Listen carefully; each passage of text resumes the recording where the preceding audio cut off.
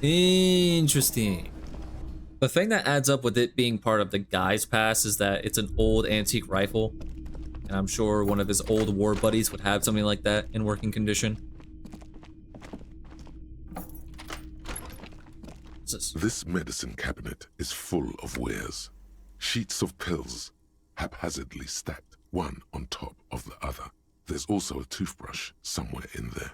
The medications. Pharmaceuticals line the shelves.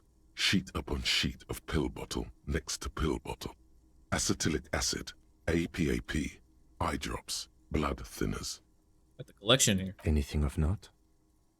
Pill bottles rattle like bones as you search the cabinet.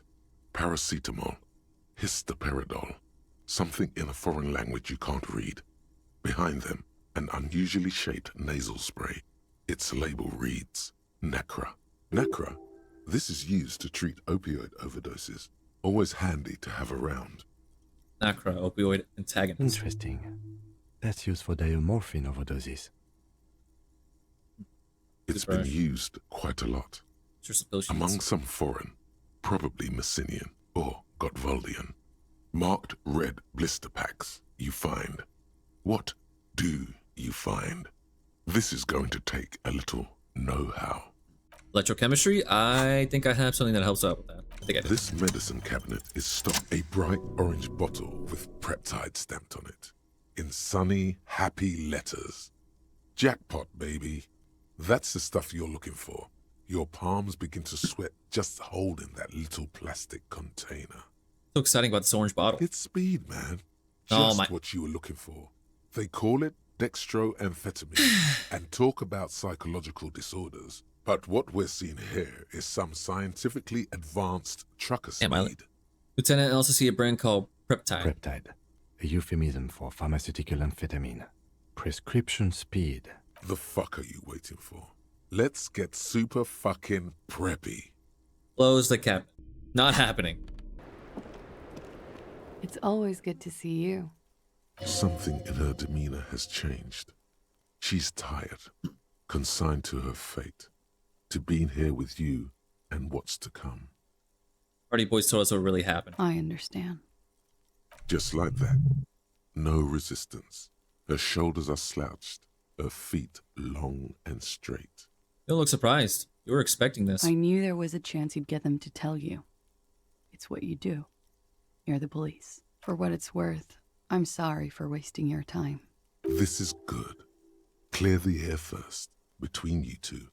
Then move on to questions. No, it's not good. It's the opposite of that. This will let her dictate the terms of your... Volition has not let me down. I'm going with Volition. Shush. I can't hear what she's saying. If you knew we would find out eventually, why did you waste our time? Because of the Hardys. I couldn't just dispense with them. They were only trying to help me. Out of the shit I'd gotten into.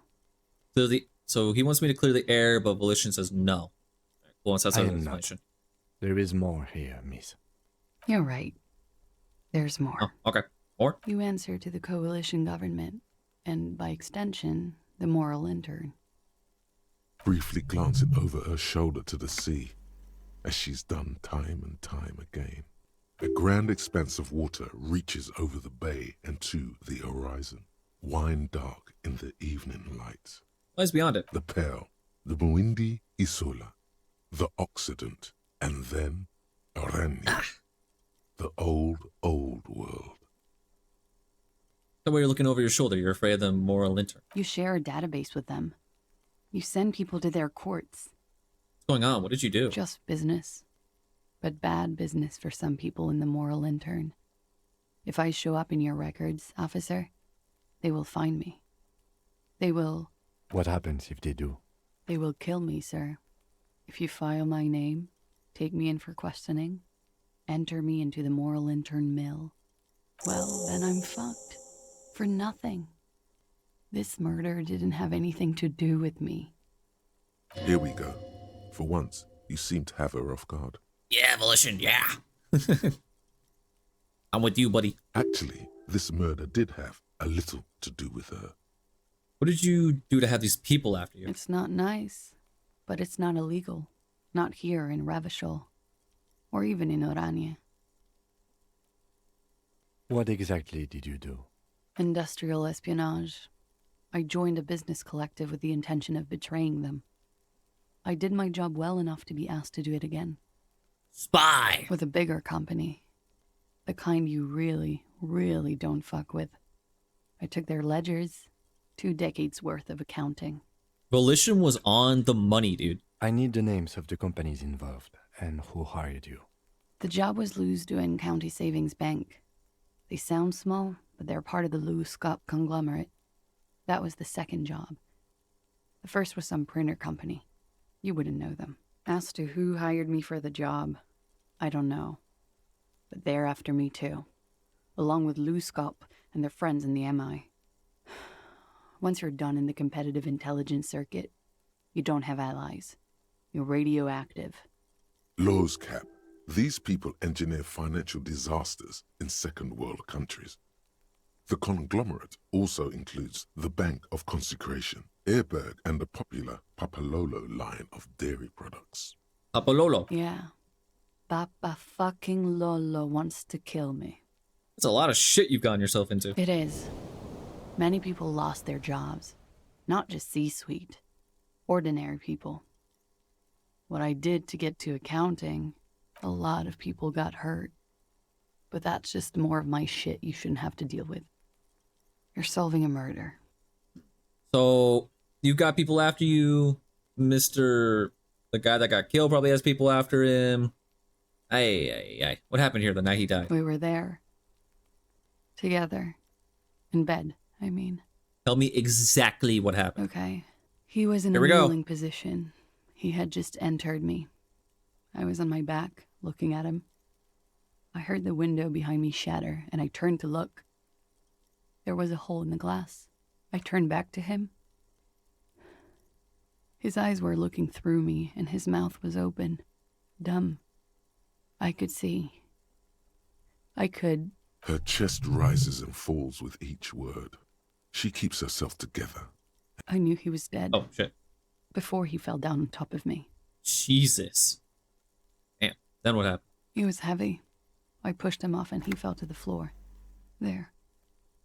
He only had his boots on. I bit the pillow, not to scream, then ran downstairs. I waited for the second shot to come. For me. I thought there would be one. It never came. She's forgotten about her cigarette. The butt has burned right down to her fingernails. Your cigarette. Oh, That's a motherfucker. yeah. It was a real motherfucker. What time was this? When did it happen? It would help us if you could be as precise as Where was the possible. entrance wound? I don't know. Because that's the part that's still like, what? Because the bed, what, is right here, I think? Lined up this way? She was lying on the bed, so he would be standing up facing this way right here. And he was shot through this window. So wouldn't he be facing this direction? But as far as I know, there was no entrance wound on like the back of his head to go through. Because the only wound I saw was the one that was in the back of his throat. Unless he was... Had the bullet fall, you fall from his mouth to his brain. Yeah, that's what I thought it meant. Because there was the one in the back, and then it went up to his brain, and then that's why the bullet was still in there, because it didn't go through the back. So was he facing this way? I need to go back and look at the bed. And was he just shot while his mouth was open? Is that what happened? 11:30 to 12:15. I don't know the exact time. Around midnight. It's okay. Were you inebriated? Not as much as usual. He'd done a line, plus other things. I was drinking. Wait. Titus said she was gurning her jaw off, much more than usual. Be the case, the pillows are the back wall, right? I need to go look. I need to go look at the bed after this to see. I said you looked pretty hot. Oh, yeah. I did one of his lines, just to clear my head. Did you hear or see the shooter in the course of this? No, What did you do then? nothing. I was trapped. I was stuck in my room downstairs. I got some clothes on and crawled back up, drew the blinds. Blood was coming from his mouth. Not a lot, just a little. He was still on the floor, slouched. I couldn't be there with him anymore, so I ran down and out of my room, into the hallway, down the stairs. I knew there would be people there. Run, woman. Run past them and out into the streets where it's dark and people move. To the lorries at the intersection. As far as you can. Why didn't you run away from here? As a matter of fact, why are you here now? I already ran. I ran from an entire Isola. I can't run any further. Not with these people. This is as far as it gets. What happened after you ran downstairs? Sylvie was tending the bar. A lot of people were there. The Hardys were at the table in front of the stage. I think the Union box was full. Ruby was there too. They were having such a good time. I sat down and they all welcomed me. I didn't even have to say anything. Ruby knew something was wrong. Ruby? Ruby. Before we continue, who's Ruby? Ruby. You know, the leader. The leader? Of what? The Hardy Boys.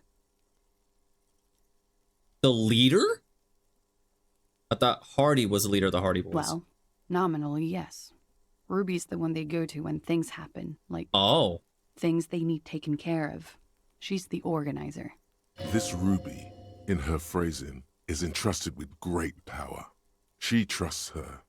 So do the others. Okay, we found out who the other girl is. Like, wait. No. That's not the other girl. Ruby is separate from the other girl that's with her, I think. Because I think those are two separate things. Because they refer to the other girl as someone that was related to her, with her, or whatever. In her situation, not the leader. I think. Or wait, was it the other girl? What did he say with the other girl? No, wait. Maybe it was, because he said what? I tried to talk about the other girl to him, and he was like, you're not going to see her. You're never going to see her. And he got real upset about it. So maybe that is? I don't know. Okay, let's go on. What then? Well, Ruby said let's talk upstairs. I showed her the room. I've known these people since December. They know my situation, that I can't leave a paper trail. Ruby was the first one I told. She said she'd take care of this. It's what she does, you know, take care of things. I helped her get the body to the bathroom.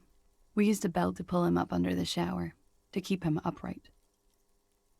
To mislead you, they were tampering with the body. Yeah. To produce lividity, matching a hanging? Yes. We completely missed the tampering. Looks like you got there in time. What was this, 20 minutes after death?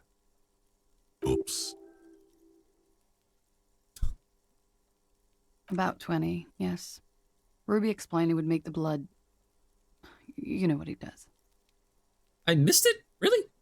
Damn. One guy said something about letting someone into the Hardy Boys. Well, they were saying how the other girl isn't a part of the Hardy Boys, but then they're like, boss, actually, we were thinking, and they told him to shut up. So, yeah, maybe that is separate. And what did you do? Ruby went outside to talk to Titus and the boys. I was just looking at Lely in the bathroom. I had to put his clothes back on. His armor, too. It was tough, but I've seen him take it off and put it on many times. It took Ruby maybe half an hour to come back with Titus. I'd gotten him ready by then. They carried him out. I knew what they were going to do. Make it look like a hanging. Ruby said they would. What did you do while they were hanging him? Ruby said to wait here. She also said I wouldn't see her for a while. That we should lay low or something. So I did. This Ruby. Where's this Ruby now? I don't know. I haven't seen her since.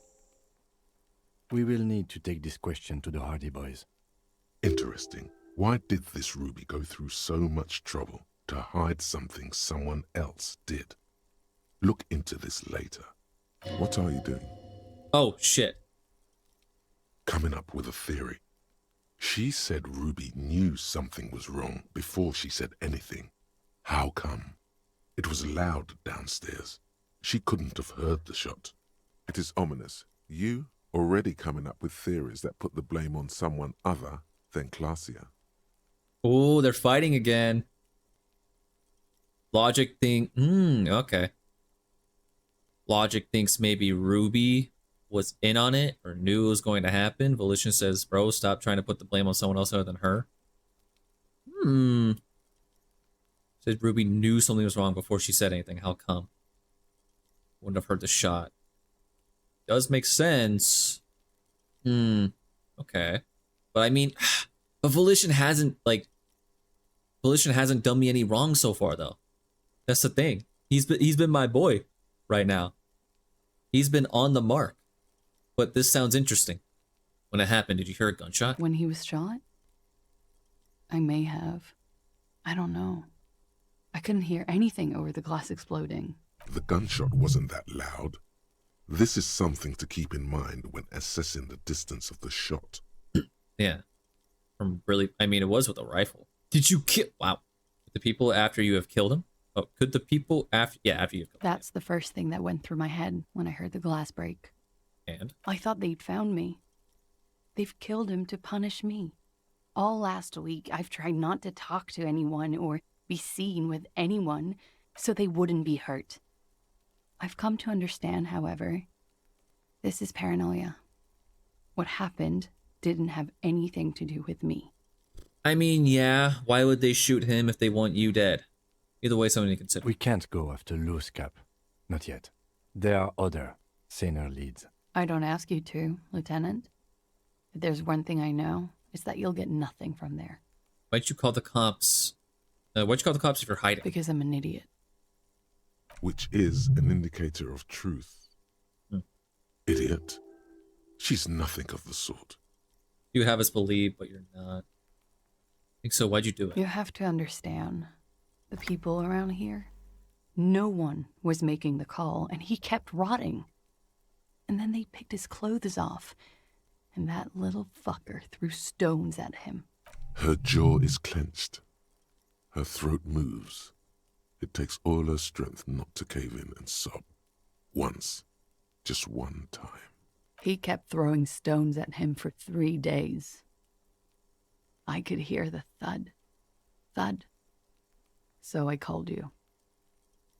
I hope with all my heart it's not the last thing I do in Ravishol. She definitely called the cops. That was task complete.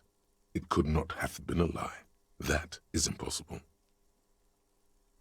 Oh God, that was a lie too. Who made the call then? Wow. Volition thinks it wasn't her. She did, of course. Don't be paranoid, man. It's unbecoming of a police officer. And it makes you sweat. Huh. Oh God, that was a lie too. Who made the call then? She did. Ooh. Volition is kind of falling apart. Volition does not trust anything this lady says. At all. As if this is all one big ploy. When was the window changed? Last week. Angus and Titus's brother, I think he's called Tibbs, took care of it. You should have another look at that window after this. Reconstruct the scene. That would be really It's helpful. right there. In her bedroom? Inside? Yes, you see the glass sparkling out of the corner of your eye. I think we're done here for now. She nods, silently. She doesn't even smoke. Just picks up the cold coffee and holds it in her hands. Once you within the door. He's thinking, are we done here? Or should we arrest her?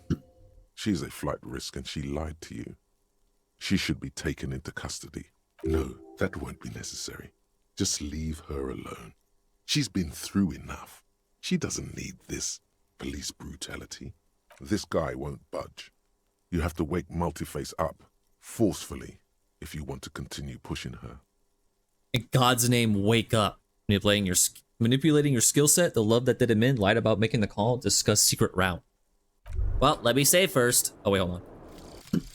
Indirect modes of taxation. Turns out, those Financial Oversight Committee gangsters stuffed millions of hard-earned dividends away in the last place anyone thought to look. The hearts and minds of everyday Riversholians. You need to spread that deregulation gospel to the people.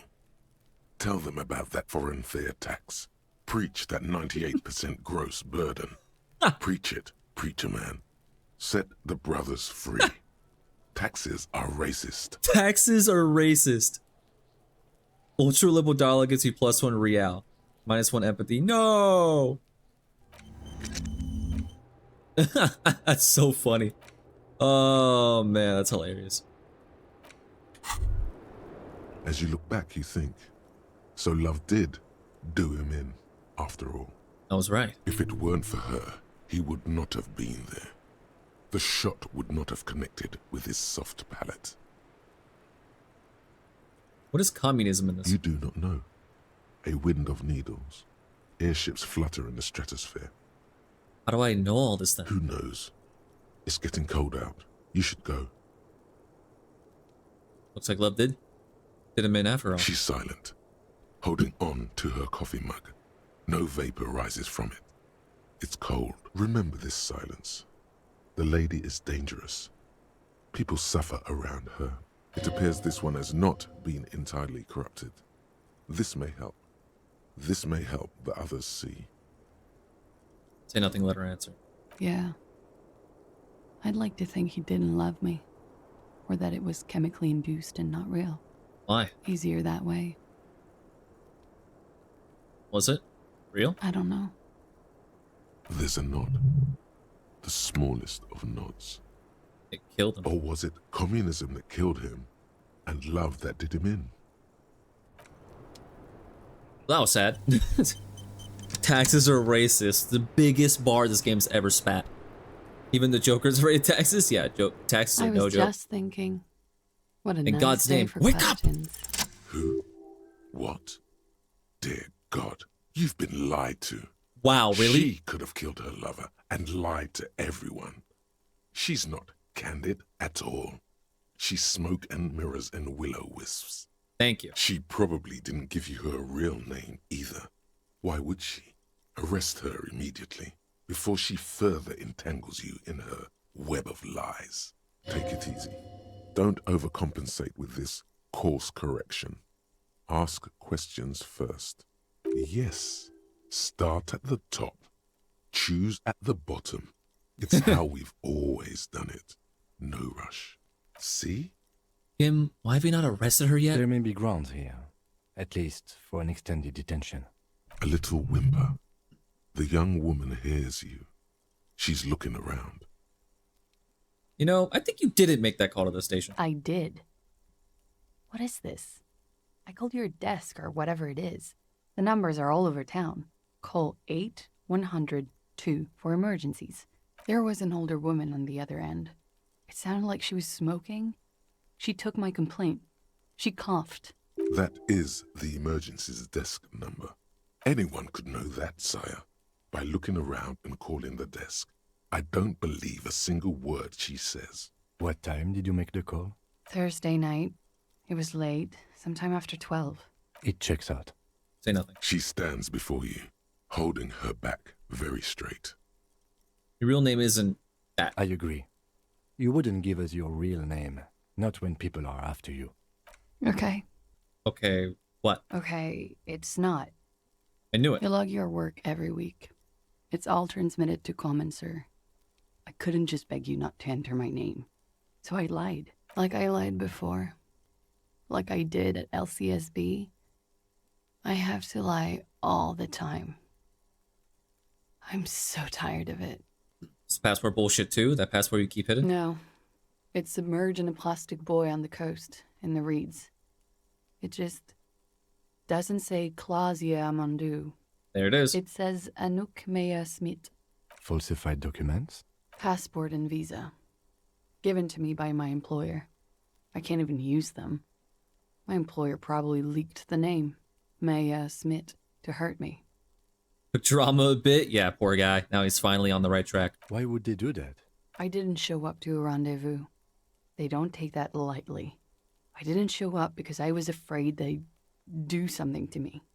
The job was finished. I'm just a liability now. She fears an arrest right here and now.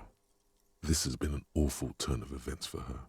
Where's the boy? West of the boardwalk, in the reeds, on the coast there. I put it there when I first arrived. Haven't been there since. I'm not sure I could even find it now. It's useless. What's the boardwalk in the reeds? We have to check this boy out. The lieutenant makes a note of it. You're welcome to it. It's in the reeds northwest of here, past the Bergen sewage pipe. Tell me your real right name. near Did she the already do it? water line. It's Katarzyna Lazie. It's a Grad name, Jimsk or Yugo-Grad in origin. Not Occidental at all. Smells of motor oil, tiger, economic desolation, and rock music-infused alcoholism. Hold on. There's an Orani's name, is it? It's not even Moody, it's Grad. My parents were Zhimsk immigrants, but I'm nationalized Oranese. All I remember is Oranje. Elysium is my father's name. Gotta go see it. Alright, have a good one, Neon. Later, buddy. Finally, we meet. She nods. Her round eyes meet yours. They seem moist from the wind on the roof. Enough. She nods, her back straight, ready for whatever is next. What if I told you were under arrest? But I haven't done anything illegal. Failure to aid a police investigation. She purposefully misrepresented information crucial to the case. That's right, gang.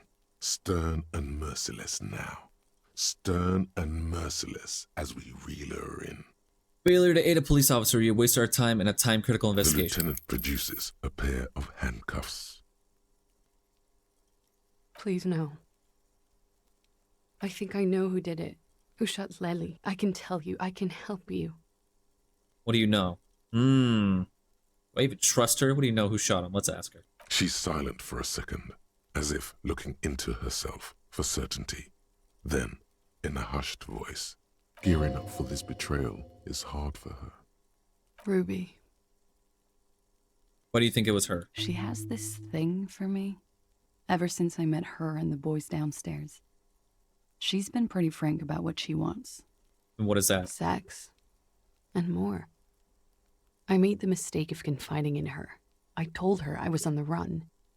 She started protecting me. It became an unhealthy relationship. When I started spending time with Lely, she told me to end it. Said there would be shit if I didn't. It was not a good meeting. We stopped talking after that, but I don't understand. What exactly in your relationship made you think she is romantically interested in you? she said she's in love with me. She even asked me to run away with her when I told her I'm a fugitive. She started developing notions about our relationship. And you led her on? A little. I was flattered, you know? But then I had to let her off, and it was not easy. I came to regret being friendly with her. We maybe kissed, nothing more. Just sensationalism and guesses. I know what it sounds like. That's why I didn't want to tell you before. But she knew what had happened when I came downstairs. Like logic. Somehow, she knew Lely was dead. She wasn't surprised at all. When we came up here, she was calm as a stone, too. She cleaned it all up like she had a plan. This is a familiar theory. You had it too, remember? Could it be that Ruby was covering up after herself? The lynching? Yet again, you're coming up with this. The worst thing is, it may be true. Ooh, even Volition's like, all right, I can't get myself out of this one. It might be true. Ooh, okay, okay. Even Volition is starting to join Logic's side. We said there would be shit happening if you didn't end your relationship with the deceased. She was threatening you? Or was she threatening you? She came over one night, drunk, said she'd turn my life into a living hell. I've been threatened before, so I can tell when someone knows how to do it. And she's a pro. She must be. To keep the Hardys in line. I tried severing ties with her after that. I thought it had worked, but... And how could she have killed him? You said there was a secret route there, right? He points to the door that leads to the pinball workshop. She could have come up through there, then taken this shot. Right here, where I stand. It was too dark outside. I wouldn't have seen her. But what? Are you serious? Are you serious with this bullshit right now? You didn't hear the gunshot. She had to have taken the shot further away if you didn't even hear the gunshot at all. Then slipped back downstairs without anyone noticing. That is possible. Interesting theory. Did she know that door exists? Had you been out there with her? There's no way no one heard the gunshot if she was right here. I mean, yeah, it makes sense why there's a peephole in there and everything, but... No, that... Yes. She's been up here many times. She used to come to drink on the roof when, You're thinking about the peephole, right? preparation in the workshop wall. She would have seen us. My bed is right next to... You mean to suggest she made it? No. No. Why would she do that to herself? No, I just remembered you told me about it, and... Don't let your imagination run wild here, sire. Keep it on track. Okay, that's it for Ruby. Okay, and what? Arrest the liar now. Don't arrest her. Push her a bit more, but then let her off. That Ruby theory was solid. And she's beautiful. Fuck off. Who? Her. Stop letting her distract you. What do I do? Push her a bit more, but then let her off. See what happens if I do this one. That's all good, but I think we should still take you in just in case. Take a step a bit closer. Still? After all this, sir, please. It's a shitty world, and I know I'm shitty too. I know. Hand turns into a fist, slowly crushing a cigarette she's still But I holding. don't deserve to be sent to the moral intern and ground into paste just because I disturbed the sanctity of accounting. That's some multinational... She's gearing up for a last stand. This is it. What do you deserve then? I don't know. To spend my days with smoke, drink and dance, wallowing in shit. Just like everyone else. What other option do I have? You have those station calls, right? Where I have to show up at the station or I'll become a fugitive. You can write me one. You don't have to take me in right now. I promise I won't go out anymore at night. I'll be right here. I know you can do that. Just let me come in on my own. In 2 months, or maybe even 1 month. That's all I need. I do have a form. Looks at his notes. That's it. I'm calling it. Kim is beyond compromised. Definitely, sire. What would change to 2 months or 1 month? Everything could change. This city, the extradition rules, the people after me could be in jail. Or maybe Revachol. All silent. There is desperation there, in that silence. A cornered animal looking for a way out. Maybe Revachol could be free. I could be tried in a free Revachol. An independent state that doesn't hand its detainees over to the moral intern. I find that hard to believe, miss. I also find it hard to believe. Don't. The world can change. It has changed before. She looks at you, frozen to her spot. That's not the answer she was hoping for. Thought that you were some kind of patriot or communard, did she? This was her last card. There is nothing more she can say. The final decision is yours. You alone stand on the throne of your mind. I've made my choice. She looks at you in silence, her face filled with fear, lips parted. Wait. If you arrest her, Kim will have to transport her. You'd be without your partner for the rest of the day. Shut up. He's making a decision, and it's his to make. Ooh.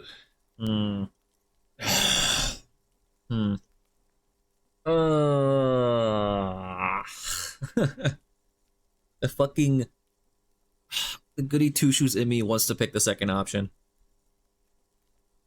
but there's a part of me that thinks that if I do that, she could fuck me over later. She's been lying to me this whole time. I mean, she did help me figure it out in the first place by by confessing that it wasn't, so that's what tipped me off in the first place. But Volition's been my boy from the start on this part of the game. He's been right time and time again, every time about her. He was right. And now Volition wants me to straight up just arrest her. Same with drama, since Volition's won drama to his side. It's already the end of the day, so what logic said doesn't really matter. Because I'm about to go to bed anyway. What are the repercussions if I don't arrest her? If I arrest her, she says she's going to die. I'm just worried that if I don't arrest her, she is going to fuck me over if this is like her biggest play yet. Because Volition said to never trust her from the start. Dude, this sucks. God, I wish... Oh my god. Goody Two Shoes really wants me to hit that second option. But it could fuck me over. Because If I let her off the hook and then I come back and she's just gone, then I know I fucked up. I'm not gonna go back on whatever choice I make. Are you conning me? Is this all one big con? Or will I just be setting up fucking... Well, you're not innocent. You've done fucked up shit in the past. And your actions just caught up with you. If it was because of you that all that happened. Which, actually, now I think about it. At first you said it wasn't because of you that he died. It was probably to do with his history. But now you're making the theory that it was because of Ruby because she's crazy about you. So it would be your fault that he died. But not because of your past, but because of her. I don't know. You've been going left and right. So on the final verdict, do I trust you more or do I not trust you? I would say I don't trust you more than I trust you, to be honest. I will go with him. Arrest her before this drags out any I longer. will escort you to the motor carriage outside, miss. With a muffled whimper, she extends her wrists. They're white, bony, exposed below the rolled-up sleeves of her jumpsuit. This won't be necessary. I will take you to Station 57 myself and slow the extradition process as much as I can. It may be possible to stall it indefinitely, but you will be safer there for the purposes of this investigation. I can do this on my own. She's not an immediate flight risk. See you tomorrow morning, officer. Downstairs at the... Oh, my bad. Ah, man. All right. Wait. This window is Yeah. pristine on the inside. I want to recreate. Yeah, see? So the pillow is up against the back. If she was lying down, he would have been facing this way. So how did the bullet enter through there? This window is pristine on the inside, unlike the one next to it. A vague sense of disappointment. Wow, yeah, who would have thought? I lost a 72% chance. I'm shocked. It's not like I've been losing 90% chances since the start of this fucking game. This window is pristine. A vague sense of disappointment Oh my god. is pristine. The golden light melts Hey. away into the blue, glassy darkness of your mind. So he was In it facing this are way. two neon-lit shapes, a man and a woman on the single bed. Position of the end. Like the witness said, the man is kneeling, the woman is on her back. It's the night of March 4th and a shot has just been fired. The man looks directly at the woman. The shot's possible directions converge in his mouth, a ray cast from somewhere outside, entering his brain. Where's it come from? From the roof outside, location A prime. The glass fractures around the bullet hole. Shards face inwards like a corona behind the woman's back. Like the ghostly The figures. man does not know the bullet has entered his brain. He never will. Death comes faster than the realization. Shit. Have a look at point A, the The roof. ray cast from the man's mouth unravels into a fan of possible directions, all on the roof at first. The shot could have come from any of them. This is composite location A prime, most likely of the origin points. And to be gun residue outside. There could have been. Then the rain and slush and wind washed it away. This was more than a week ago. So I'm what, 80% sure the roof is where the shot was made from? 72%, with an antique weapon that fires military-grade ammunition. A Belma-grave Yeah. rifle, for example. This is a good short distance, but not too short. The perpetrator aimed with their back against the railing, or possibly kneeling for precision. This would explain why it only took them one shot. The lights were on in here. Outside it was dark. It was like shooting fish in an aquarium. Okay, here it A is. well-lit aquarium.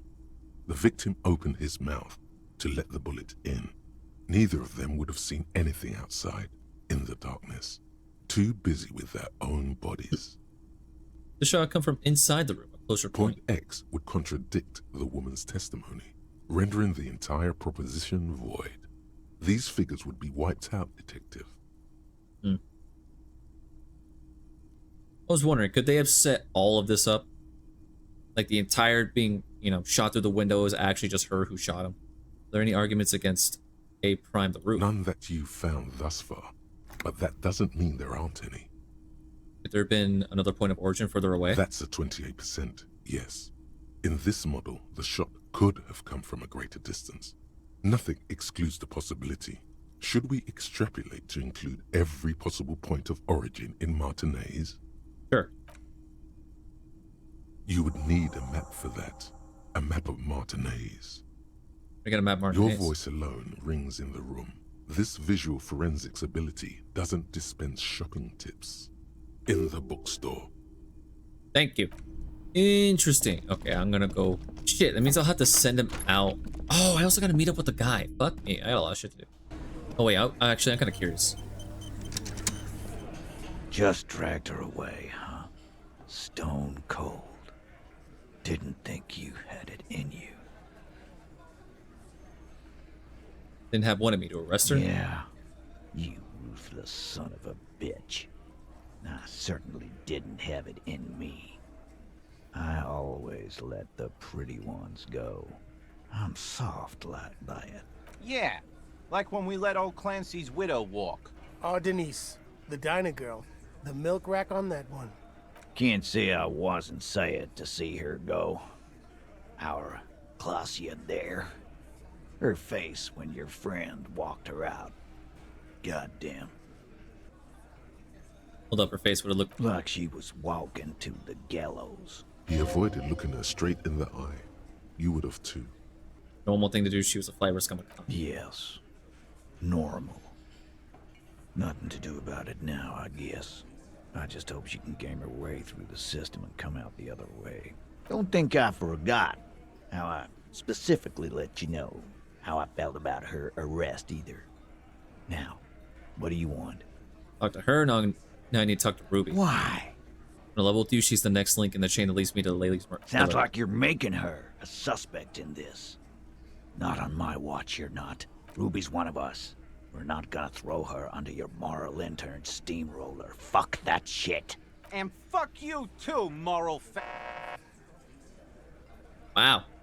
She's missing, and if you hide from the police in a murder investigation, you become a suspect. That's how it works, guys. That's nothing. That's just legalese. You don't even have a sound theory. I don't want to be rude, but we're trying to get some R&R here. Think you could fuck off now? A sudden flash of lightning in your neocortex. The hostel cafeteria is lit by its airy blaze. Floor plans, bullet trajectories, webs of human emotion, all channeled into a single thought. Why are you so sure Ruby didn't off? Because she was here, all night, with us. He's cobbling together shit so he can put her away. It's Cop 101. You can go out for fresh air for one smoke? No. That's a lie. The window Clausia gave for the time of death was from 11:30 to 12:15. You mean she stayed put from 11:30 to 12:15 all that time? All right. She took a fucking leak, okay? For one moment. Maybe went out, too. She has a complex operation to run from her lorry. She's a busy girl. Always has been. This complex operation is probably something illegal. Just 'cause she was gone for 5 minutes doesn't mean she magically got to the roof and shot the merc. I've been through this. It's not plausible. All right, we're in. We got Ruby unaccounted for sometime during the window. This was crucial. Now let's place her on that roof. You got his attention. Now don't ruin it by making weird claims. Remember, you can still mess this up. There's a secret route in the kitchen that leads straight to the pool. Oh. Through what looks like an abandoned pinball workshop. People say there was a pinball arcade here, sometime before the hostel. What was it called, Theo? East Delta Pinball Arcade. Weird place. Went bankrupt. Weird? How? You're wearing the pinball maker's coat. What do you mean weird, yo? Was run by a fella called Nerflock something, who wore a yellow dust coat like the one you have on right now. Weird guy. Never liked him. It is a very comfortable coat for such an oldie.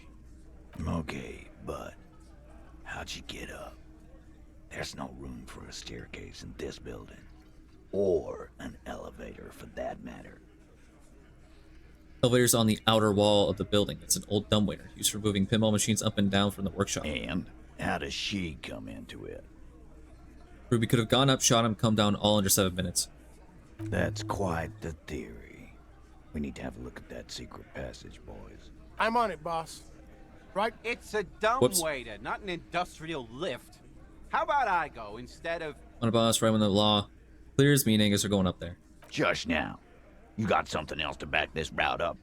Or is that it? Also found footprints upstairs in the old workshop. Footprints. Recent. He looks tough, but there is a nervous twitch in his dark green eye. This is all too close to home for him. Recent. A week or two. That close, huh? How fortunate. I'll take a thorough look at those prints myself before I believe that call. Good news is, I'm still listening. Do agree the shot came from the roof, right? Why not? You can't draw a straight line into Clausia's window from any of the surrounding buildings. Not from what I know about Martinez. Maybe from the coast. But like I said, I've been too busy dealing with you idiots. So no, I don't think it was a sniper. It was close up. 72% chance that the bullet came from the roof. 72%. There's a percentage and all. Where'd you get it from? Your guys in the lab? Definitely lie. The truth is not credible. Yes, we have ballistics lab in Coral and we consult in cases like these. Wouldn't hurt to have one of those in Martinez. What else have you got?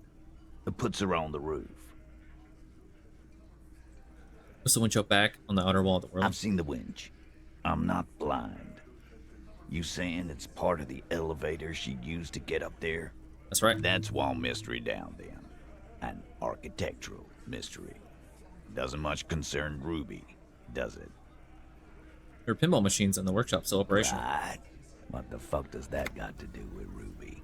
Making the observations, move He on. makes a gruff gesture for you to continue.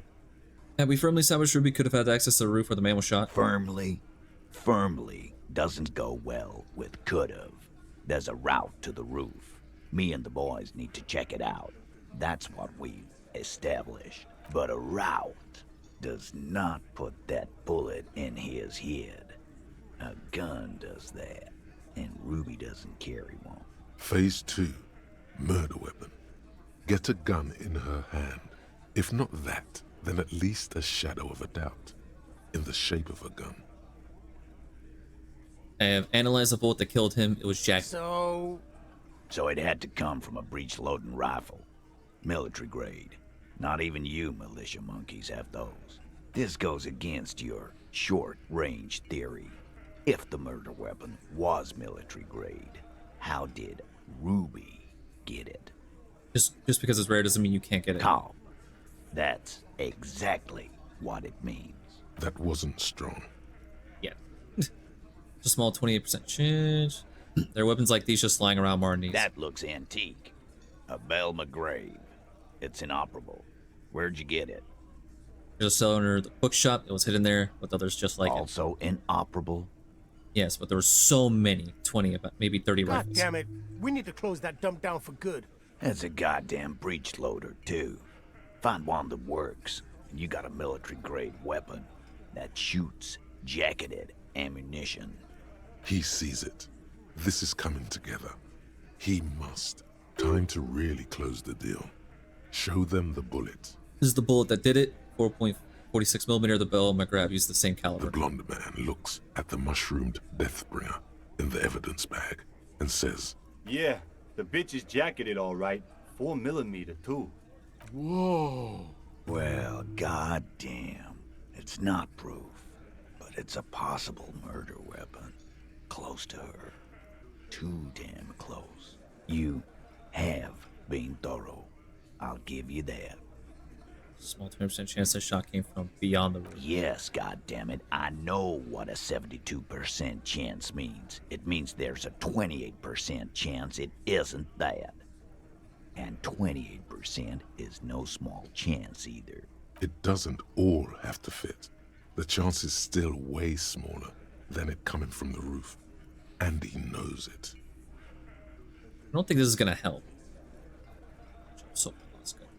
Nope. I didn't say I proved she had the murder weapon, just that we need to find her. All right. Keep talking. I'm getting a bit curious about some things myself. Pete, We're not seriously considering it, are we? Ruby wouldn't do this. Why would she do something like this? Phase 3. Motive. The last component. The big one. Get this and they'll give her to you. Remember, don't piss him off. That never works. Before I arrested her, she told me some pretty interesting things about Ruby. Yeah. Like what? Apparently she had a thing for A thing? You mean? Yeah, but they're both girls. I know, it's bewildering for me too, but that's what she said. It's not bewildering. It's like, whatever, man. Guys, I'm not the only one who knew. Right? Knew what? First he says she's murdered him. Now she's a too? It's a lie. Come on, Glenn. She likes Monica's titties more than you do. Everyone knows which way the wind blows there. I did. I knew it.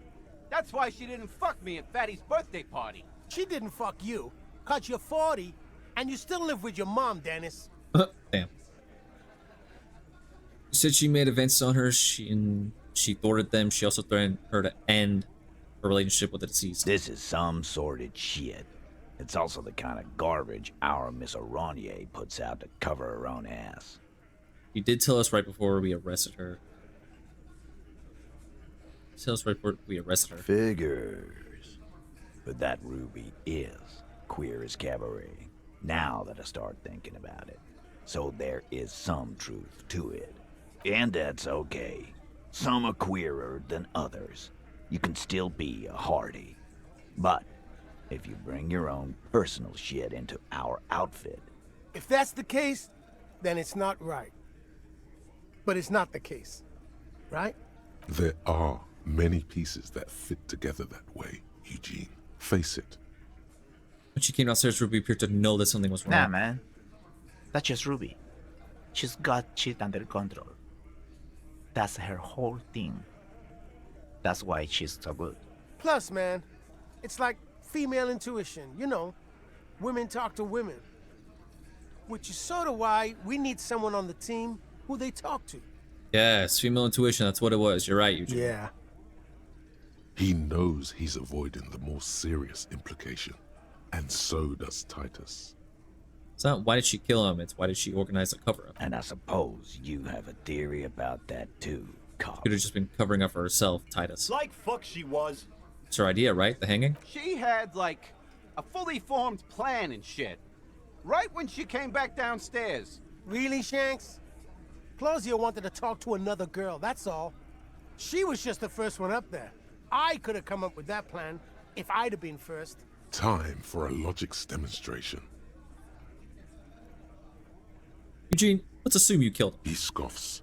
Would you prefer to go on trial with your friends as part of a lynch mob or alone for committing murder? The man is silent. If she used us to cover her own shit up, well, that's a serious violation of the Hardy Code, boss. Which is why she didn't. This is fucking stupid, Titus.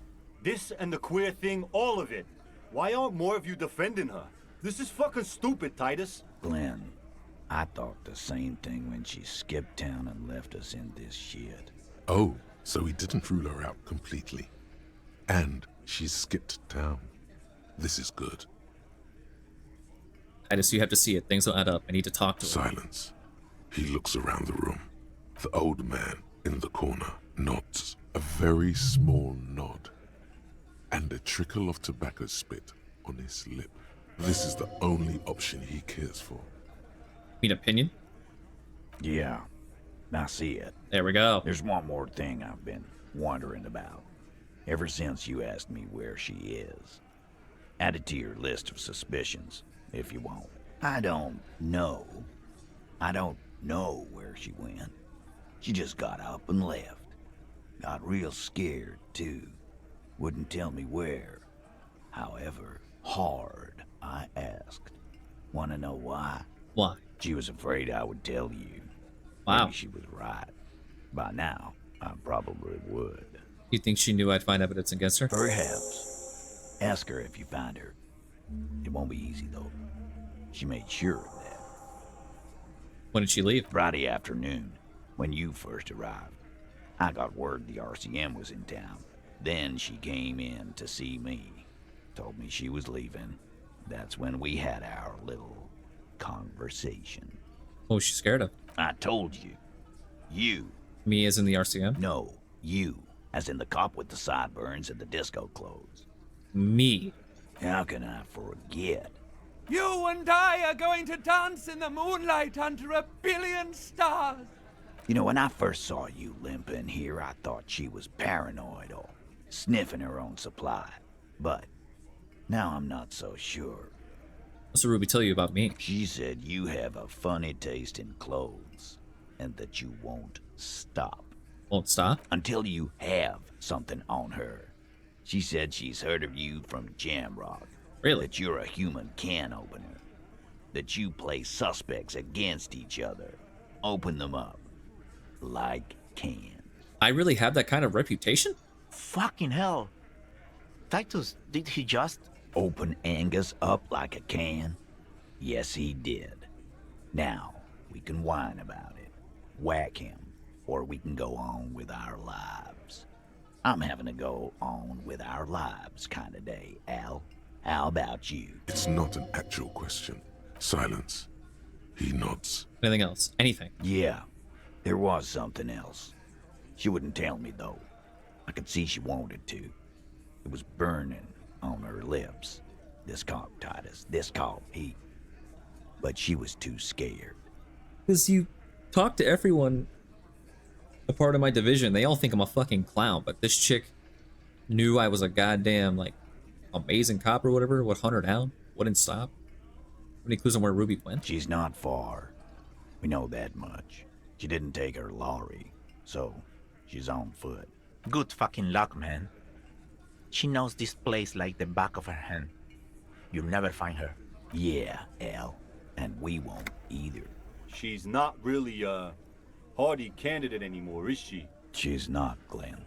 Have you looked for her? A little. On the coast. Where have you looked for her? More precisely, on the coast. Past the waterlog. She's not here. So, I'm thinking she's there. Alright, makes sense. Can you tell me where on the coast I should start looking? Sure. There are some shit houses there. A cinder block town. Fisherfolk there refuse to unionize. So, that's one place we haven't looked. I hear they have a shack where junkies sometimes crash. Time for you to step up. Start there.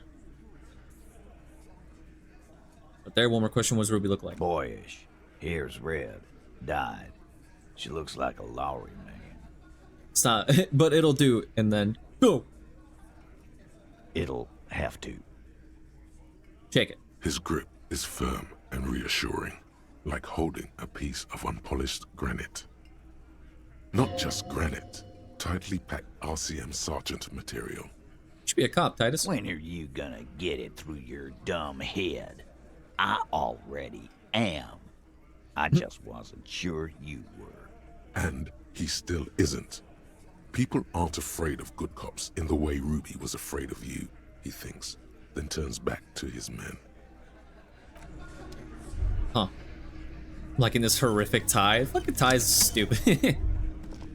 Dumbass tie. I wonder, can I take it off? Oh, I can take it off. Huh. Holy shit, we have made a lot of progress today. Oh, God. Holy. We have made a significant amount of progress so far. Hot damn. Nice, nice. This is good progress. This is very good progress. We have done a lot today. And now, shit, what do I do now? I still have to do this, wait. I mean, I still have to do the signatures, but is he even gonna care about that? Because I kind of like, I'm figuring all this out, so. And she told, or he told the like lawyer girl over here to go talk with them about something and say that the jig is up. So, map. Oh, yeah, I should get a map and try that. Oh, and I gotta talk to the guy. Hold on. Yeah, this. And it's after. Yeah. So I can go talk with him too. One thing I am kind of bummed about is that I'm not gonna be able to talk with him on the balcony afterwards about everything that's went on, which is a shame. The other two things I wanted to do was talk to Measurehead about the advanced racism and also talk to that guy. I think they were like up here. All right, and I can also, hold on a minute. I just want to see what happens. The man is decomposing visibly. Remove now. his boots. The body is reluctant to let go of the boots, as though it were its last bit of dignity. Whoa. Kuno's little sneak pig's back for the booty. Yeah, fuck it to pieces for us, liar. Pull in the right cock. boot. It's not completely useless. You're able to reveal a little more of the putrid polymer sock beneath the boot. Pull in the left boot. It feels like the leg is going to come off along with the boot, but you're able to get the boot to move a centimeter or two. Just relax. This is easy. This is happening. See? The corpse doesn't care if you try to take his boots. He doesn't need them. He's probably glad to get rid of them. Let's shake the boots off, step on the corpse. Try to twist the boots off one by one. The right method. It takes some time, but eventually the boots come off, with nasty slices of polymer sock stuck to even bigger pieces of skin and rotting flesh. Look, he's skinning the fucker up good. Puka style. Hell, keep at it, pig. Pig stuck at the damage. The legs look like they've been clawed at by wild animals. As for the boots, you can't possibly do anything with them until you've cleaned and disinfected them thoroughly. Yes, these absolutely need to be washed before. The stink is incredible. Didn't the Whirling have a kitchen? I think I'll just leave the man's boots alone. Because my buddy is not going to like that. At all. Yeah, let's just leave the boots alone. It's fine. Do I even need to investigate this? I already know what happened. There are several footprints in the mud, left by work boots. Anywhere from 6 to 12 pairs have walked here. Sitting at a desk, Lieutenant Kitsuragi fiddles with a pen, then writes something on the paper in front of him. He shouldn't be doing that. He should be here discussing the footprint. Oh, it won't even let me, like, do it without Kitsuragi. Okay. Game's like, no, you have to have your buddy here. What up, man? Gendarmerie, you found me. The young man on the balcony gives you a bright smile before taking another drag from his cigarette. His slender figure is backlit by city lights, its distant streets and motorways flashing like diamonds. It feels like a Friday. He seems to be in a good mood tonight. I got your hint. Found the key right under that stone. Beautiful. He replies, smiling as he looks at you. Something sparkles in his eyes. So tell me, are you here to make things right again? I'm not gonna make things just right. I'm gonna make them spectacular. Beautiful. He says again, a nearby street lamp casts shadows on his chin, drawing out the slender cheekbones. I have some good news for you. My Sunday friend is visiting me tonight. I told him about you and he'd like to say hello. Step in. He's already waiting. Okay, your Sunday friend. By the way, I'm really digging the view here. Mm-hmm. That's why I chose this place. Martinez is special, isn't it? Is it Friday tonight? Feels like Friday. Yeah, it does feel like the end of the week. Such gentle weather. Why would I want to meet your friend? Trust me, you do. Very well, I'll talk with him, but first I want to talk to you. I have so many questions. That's nice, but I don't have anything to tell you. It's my friend you're looking for, not me. He takes another drag of his unfiltered cigarette and looks around. It's getting dark and the neighboring windows have lit up, one by one. Downstairs, a cat crosses the yard, disappearing into the bush. That important? Besides, I've got to run. He's going to leave you alone again. That's sad. That's sad. Something tells you you're never going to talk to an individual this cool or mysterious ever again. I just found you again. Just look at it. It's a beautiful night. Who's going to stay in on a night like this? Only if you promise me that we'll talk again. It's important. We'll talk. Just not tonight. Take care, all right? All right, later, buddy. So I guess I'll interview this guy and then he's head gone back. again. Looks like it's becoming a theme for him. Yeah, he just disappears out of nowhere.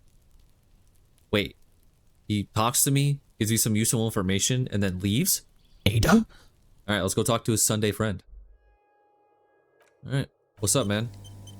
First, I'm gonna check out this building. I don't know how late I can stay up in this game before I go to bed.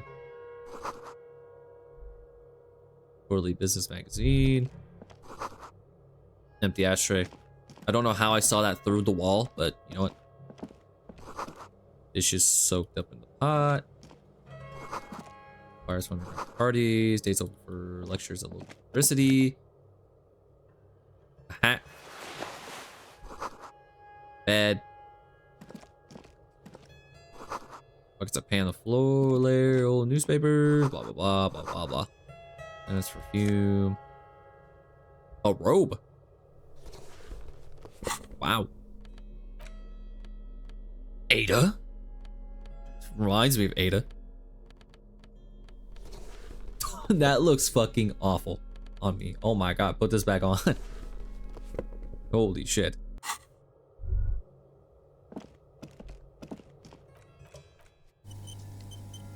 The resident of this place is definitely evil. You think this guy's evil.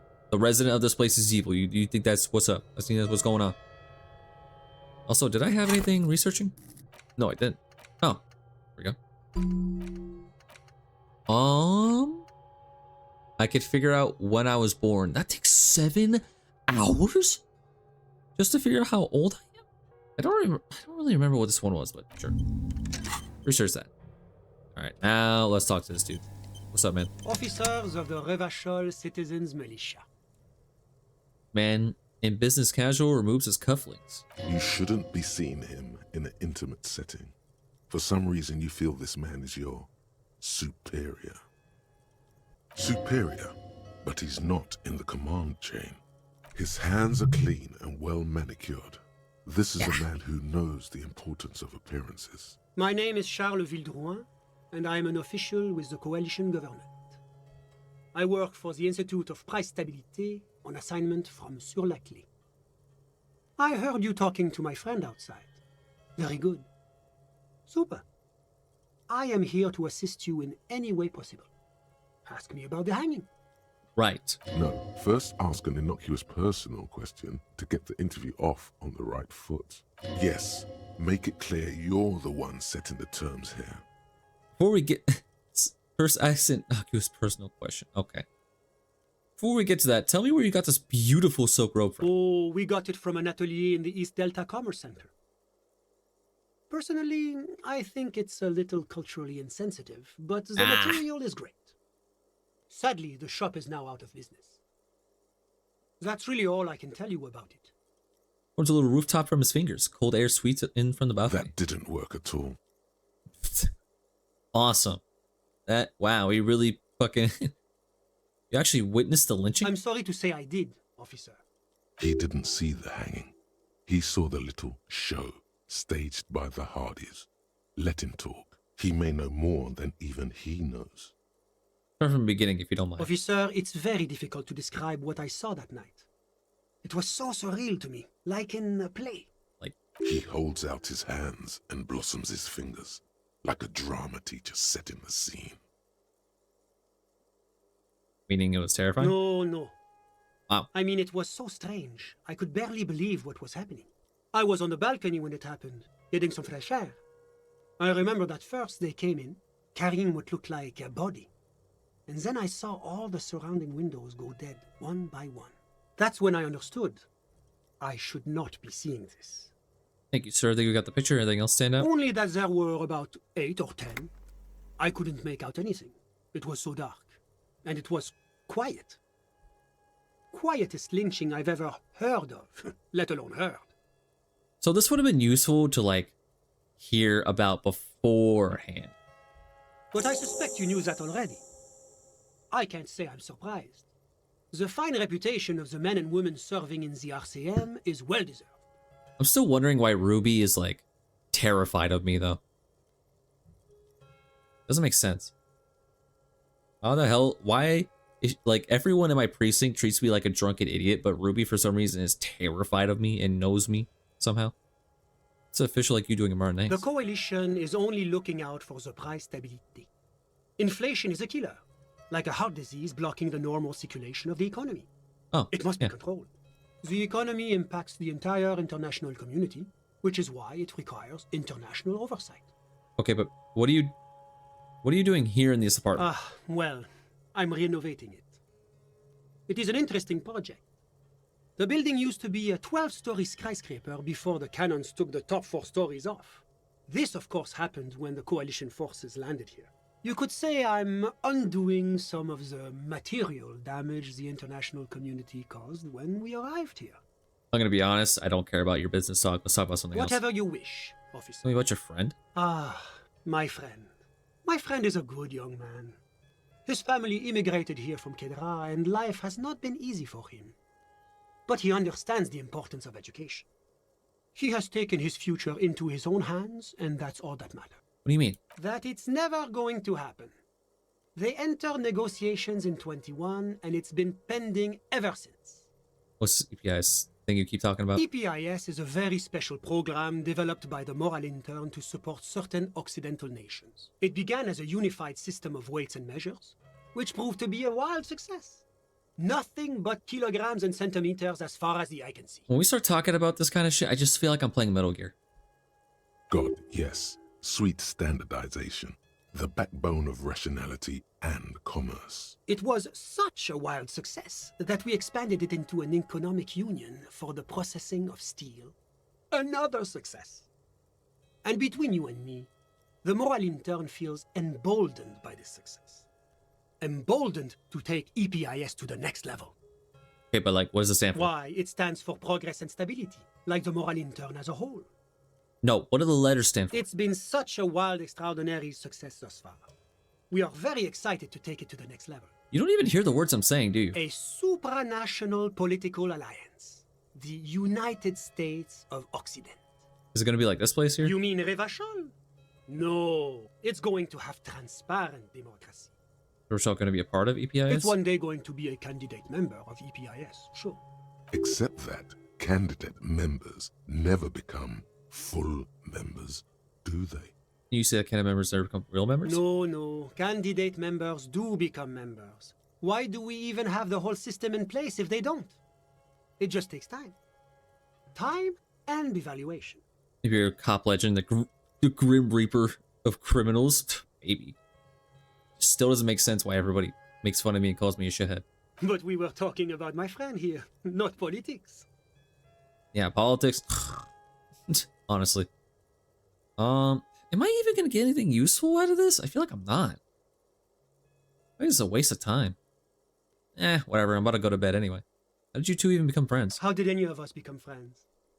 Bad things happening on the Insulindian Isola? Oil platforms ablaze in the night? Civil wars lasting for years? Finally, the international community is forced to step in. What are you talking about? No one becomes friends that way. Au contraire. It's how millions of people end up where they are. Meeting the people they meet. It's how I came here. And my friend, too. You still haven't told me who he is. Sorry. Who? Your friend, the smoker on the balcony. We were just talking about him. But I told you, officer. He's a bright young man here to pursue his education. Education is the foundation of our future, especially the arts. It is a cornerstone of our civilization. So all you can tell me about him is that he's here to study the arts. He's deeply enmeshed in the study of the fine arts, yes. Which arts? He's a truly free spirit. He likes all the arts. Perhaps graphic design, printmaking, who knows? The world is open wide for a talented youth like him. What are you doing in his apartment by yourself? I'm just enjoying the view. The view? It's dark outside. Listen. He says, raising his hand. The baby is crying in the neighboring apartment. No one's baby is crying. No, listen. He's again looking outside. The Insulindian Bay.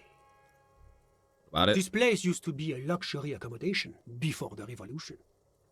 Apartments, of course, were much bigger then. A few walls have been added here and there, leaving some of the tenants without a private bathroom or a kitchen. But the million real view stays. You can't take that away. I'm gonna be honest, you kind of bore me. What was I say about your friend? My friend comes and goes. I'm sure you'll see him around. He's a busy bee. A busy bee? What an odd choice of words. I'm all ears, officer. Thanks, that's A all I moment, got. Officer. What? Do you have everything you need from me? I'm afraid we won't have the chance to speak again once you leave. Why can we talk later? It's against diplomatic best practices for an official in my position to be discussing murders with local militiamen. And I'm pressed for time.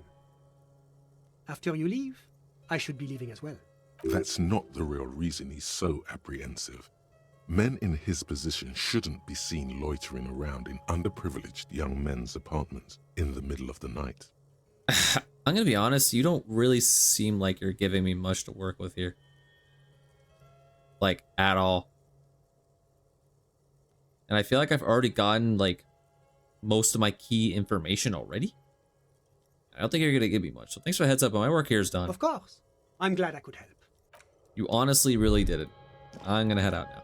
The only useful information you gave me is that the hanging was super quiet, but I already know why. So that was kind of pointless. Well, whatever. Time to head back and go to sleep. My bill for Got tonight. the 20 real? Yep, here you go. Good. You got the room for the night, but remember, you'll need another 20 real tomorrow. Seal's right, you belong here. I don't have any songs to sing.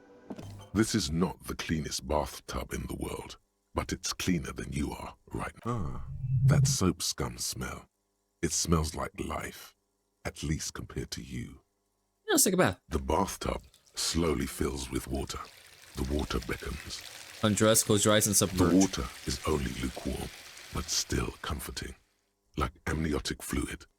A few beer cans are bobbing up and down along your flanks. Like sad duckies. You feel nice and lonely. And so tired. Take the beer cans out. Now you are alone with your thoughts in the tub. But it's easier than being alone with your thoughts outside the tub.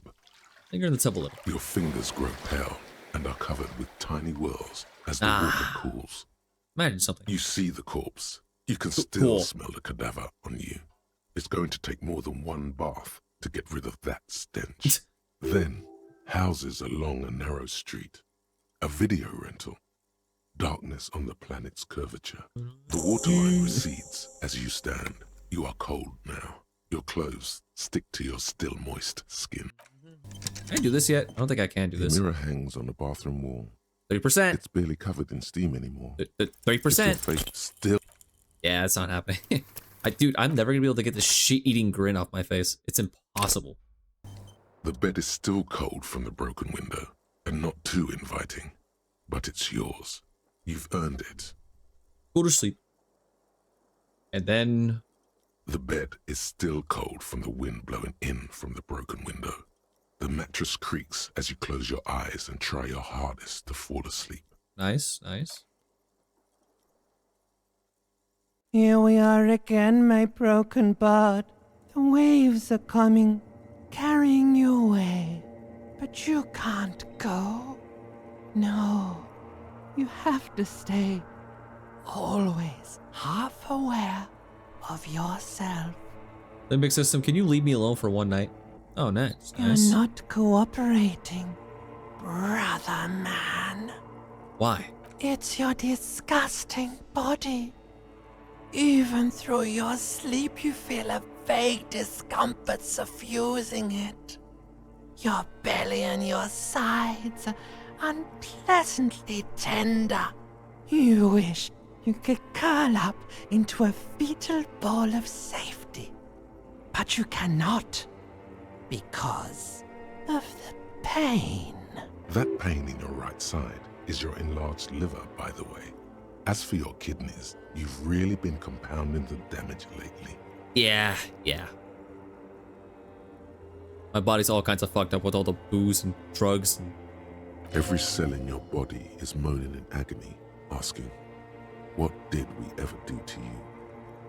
I'm sorry, cells. It's all me. It's my fault. Now, you're finally thinking about something other than yourself. Let's see how far that'll get you.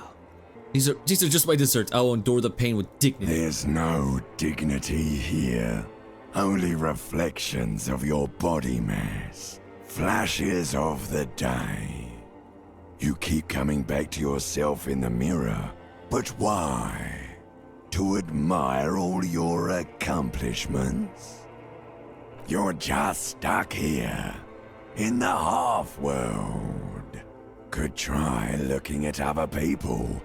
Really looking. But why would you want to start doing that? I will. I'm looking at people all the time. I like them. Sure you do.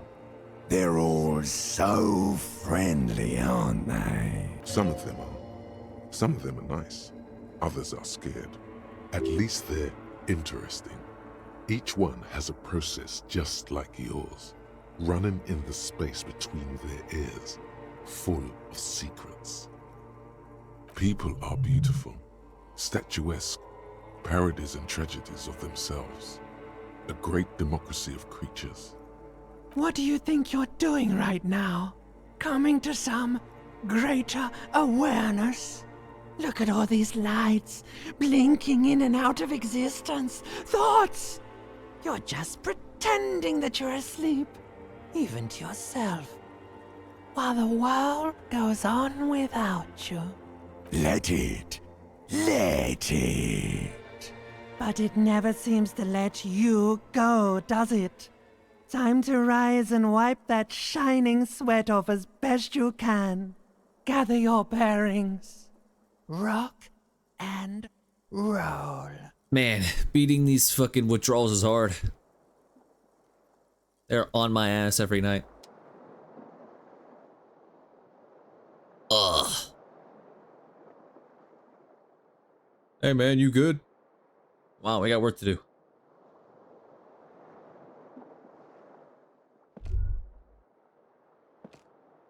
I wonder, can I clean up my room? No, I can't clean up my room. Oh, wait, no, I can.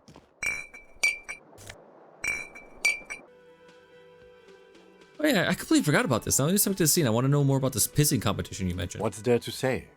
It's just stupidity. What kind of stupidity? The cop kind.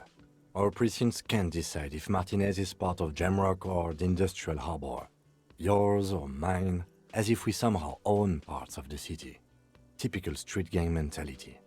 So we've let the Union make a mockery of law enforcement here. And now it's come to its natural conclusion. Ah, so there's a struggle over who runs Martinez. Well, sort of. It's less a matter of who gets to police Martinez than who has to. It's an orphan district, in other words. I think the dispatch desk just told both our stations about the hanging. There was quite the brouhaha at the 57th, I can tell you that. Time to settle it, they said. Cop off. But I assure you, I am not their finest or toughest, with 102 cases solved. What I am is least interested in a pissing competition. So he volunteered to represent the 57th, but not out of competitiveness. On the contrary.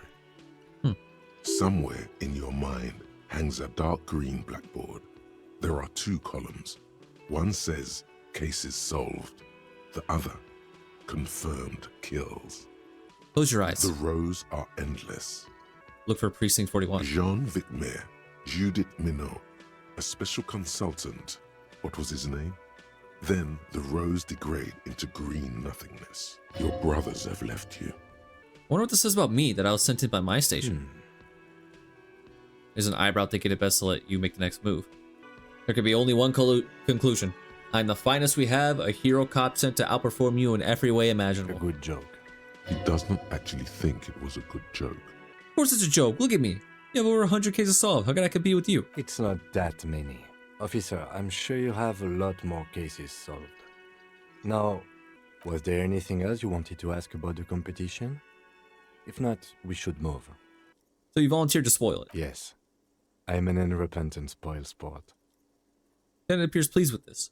For some reason I thought you had 104 solved cases. Well, technically. The official record keeper has been known to double count murder-suicides. A common accounting gimmick used to inflate precinct stats. So you're still a good cop, right? I'm good enough for this case. I'm not here to compete. I came because I had to. My fellow officers, the sergeants in particular, would have made this scene into a circus. What's special about Martinez? Martinez? Nothing. It's just a puddle at the end of some drain pipe. No one cares about this place. They care about sports. Most of our colleagues don't even know how to get here. North of the interchange doesn't exist. Okay, another competition, then tell me something else. Yes, it's a wholly pointless matter. Forget I ever mentioned it. He's actually glad it's addressed now. Ooh. Why did the 41st send me? Look at you. It's because you're a failure. They sent you to slight Precinct 57. Yeah, that makes more sense than the other stuff I thought of. Just think about it for a second. You're a raging alcoholic who showed up 3 days late and argues with his necktie. You weren't sent here to win. Kim, what if my precinct sent me on this case because I'm a fuck up? Like, as a joke. I've considered it. So it's true. It would be immensely ugly of them, not to mention unprofessional. But I also think it's somewhat unlikely. Why is that? I checked the records. This jurisdiction dispute, who polices Martinez, reaches back to the 30s. It's as old as my station. And all this time we can't decide who gets Martinez? I think, yes, both stations would prefer a win. Do you really see me as a safe bet? Safe? No. But you're old. You've made it this far. Something has brought you through. We've only just started working together, so I don't know what it is yet. But it's there. So, yeah. I've made it this far. But I'm old, so somehow, some way I've gotten through probably a lot of cases. So no, I don't think they sent you as a joke. And even if they did, they are in for a surprise. He's right. There are no airtight theories, just paranoia. You've given it some thought. Now let it go. No, Volition. Volition, you are like my #1 boy, so I'll trust you. In fact, do I have a skill point? There you go, Volition. Just because you helped me out a lot, I will level you up. You're my boy right now. Wait a minute. I just realized something. Hey, motherfucker. What are you doing here? Hi, gendarme. Another rendezvous. You're here. I am. So are you. What brings you here? What are you doing here? Admiring the atmosphere. What about you, officer? I'm here to kick some ass and solve the case I'm working on. Well, here's to you. Raise the glass before taking a sip of his drink, before froth grazing his mouth. Tell me again about that muscular type who came to investigate the crime. Oh yes, let's see. He knocked on my door a few days after the lynching. I think he was going through the entire building, asking questions. What'd you tell him? Nothing. That I didn't see anything. And he believed you? Why shouldn't he? Did you tell him about your friend? What friend? Your Sunday friend, the witness. No, I don't think it came up. What do you look like? Muscular, handsome, strong, like one of those military types. Was he alone? Yes, but he was speaking to someone on his earpiece. His earpiece? Yes, you know those tiny speaker microphones that fancy security guards sometimes wear. What was he saying? Just reporting back whatever I was telling him. That's muscular. Do you have any other identifying traits? Oh, let me think. He had an accent. He sounded like one of those mercenaries. He sounded vaguely Oranese. No, not vaguely, scratch that. He sounded definitely Oranese. Did you mention someone interrogating you? I don't remember that. Oh, thanks for the information. Sure. Anything else on your mind? That's your Sunday friend. You did? And how did you like him? I didn't like him as much as I like you. Sure. Oh, shoot. Why not? Who is it? A visitor from the first world. He's not like you and me, gendarme. He can always return. Return where? To his opportunities in Occident, sur la clé. Still, his coming and going brings some life to the village. Or is it just money? I don't know. What are you two? Friends, I told you. Sunday friends. Friends who like to get together from time to time. What does it mean, a Sunday friend? That he won't be there when times get tough, I guess. That even a friend? It is. On Sundays. Okay. Why was he staying at your place in the middle of the night? He has keys. And he likes the view. To the sea, I mean. Don't want to talk to other people. Don't talk about other people. I want to talk about you. What about me, Bye-bye, gendarme. All right, time to gamble. Could he be There we go.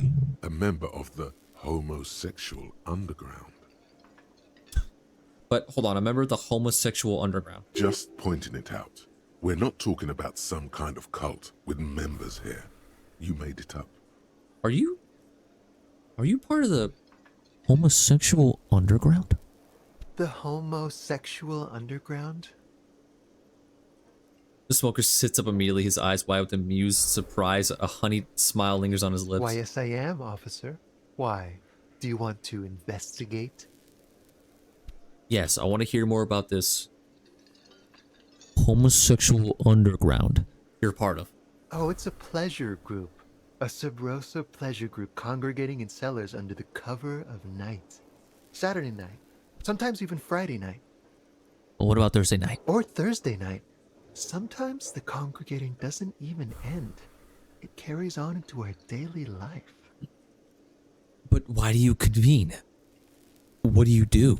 Oh, we're ambitious. We want to destroy the last vestiges of meaning, the last things people in Rebishol have to hold on to, the true symbols of security. The meaning of man and woman, mother and father, their marriage. Everything will be constantly shifting and moving under our rule. The future will belong to a circus of identities just spinning around, surreal and unreal. You won't even know who you are anymore. Does it have anything to do with disco? Yes, we listen to a lot of disco. Some say we engineered disco to spread our vision of a vertiginous, ever-changing society, where all there is a razzle-dazzle of gold. What is this conversation? You're getting an invitation? Dude, hell yeah. We are going to change the family unit with all this razzmatazz and finger dancing. And with mysteries. Of course, the mysteries are also of sexual nature. Very esoteric. I do like disco. Maybe I should get into it. You can't just get into it. You have to be born into it. One is either already in the homosexual movement or forever excluded from it. Okay, then wait, no. What if I can't remember whether I'm in or not? What if I can't remember anything about my life aside from the fact that I like disco? Beautiful. Beautiful. That's exactly what we're looking for. Who knows, maybe you were homosexual in the past. Maybe all of that has been repressed. He circles his hands around you. I have to say that you do look like someone who might be part of the underground. You have that very distinctive, I can't understand what's going on here look. Okay. Okay, I have to think about Do this. think about it, officer. This is gonna be like a 20-hour mind project for me. 20 hours at least. Absolutely wonderful. A man like you can figure out his sexuality in a working day. It won't be 20 hours unless you want to enter the heightened realms of the phantasme erotique afterwards. It may be 20 hours or more, but that would be on your own time. We're turning gay. Bye-bye, gendarme. Let's fucking go. Hell yes. Dude, I absolutely want to be a part of the homosexual underground. Yes, please. What the fuck, dude? Gay relationship with Kim incoming? Dude. I'm all for it. Hell yeah. That would be awesome. Dude, can I go gay for Kim? I'm totally down. Can I stop this? Yeah. Fuck this thing. Fuck this. Internalize the homo. Yeah. I'd much rather get this. What is happening anymore? I'm turning gay in game.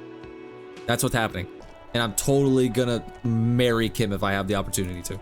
But anyway, I think first things first, we should go talk to Reddit man and the advanced racist guy. And then we go to the waterlock. I have learned your advanced racism. Let us talk. The unpromising race pupil returns. Can I show him the ID? But it doesn't even look like me. Let's see what happens. The man looks at you, silent and unmoving. His eyes burrow into the remnants of your soul. You are mad, Santiago.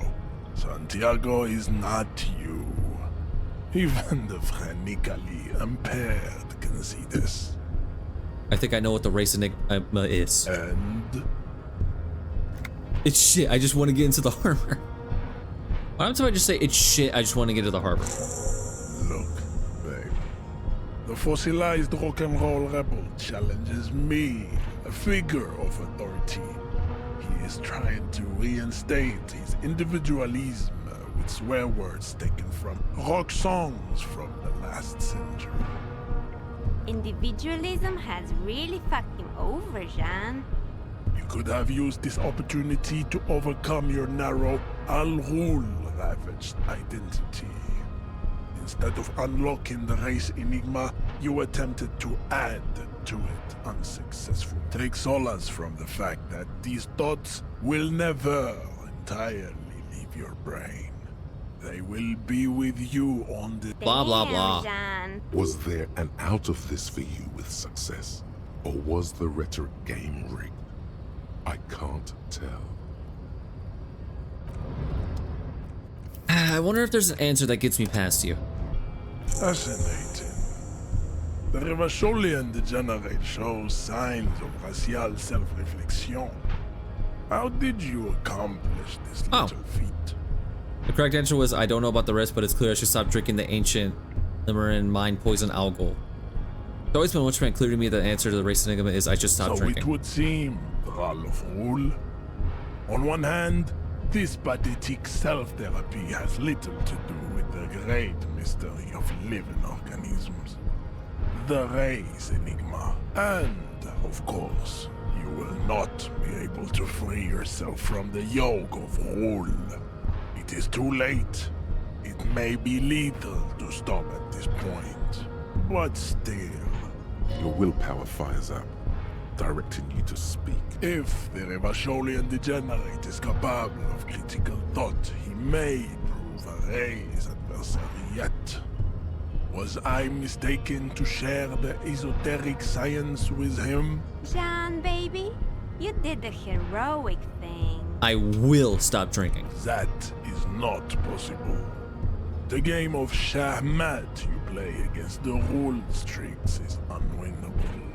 The days, the weeks, the months will wear you out. The Occidental haplogroup is incapable of long-term, lucid thoughts. Dude, this guy makes me want to go to sleep. No. You're wrong. I'll do it. I'm quitting. You will not. You cannot withstand the wasteland of reality. It's super hard, John. My mom couldn't do it either. Let's go, officer. Let's go do some work. Oh my god. Wasteland of reality. 2 physical insomnia. They brought to your attention that you're an alcoholic and it's a sickness and it's killing you. You're crawling on your knees through life, your booze-filled belly dragging on the ground, your brain now fuzzy, now in overdrive, your hair sticking together with today's cold sweat and yesterday's vomit. Perhaps they're right. Anything's better than this, even bone dry reality itself. Maybe you can quit. I guess I'll have to level up, unlock a new node, and then work towards fucking 20 hours! Oh my god. Jesus Christ. Alright, well, I guess I'll be back. Mr. Dubois, I hear the meeting with Titus was a glowing success. That's such a relief. Titus can be a handful sometimes. Now, what can Everard Clare do for you today? Oh, well, I guess he doesn't have anything regarding that. Well, great. This is a waste of fucking time. I thought he'd have more to say about that. A rusting control. You grab the handle and pull the lever up. As soon as the metal connects against the contact pins, you hear a loud clunk. Then, the water lock starts moving. Don't you dare stop. Don't you dare get stuck. Come on. Please. Nice.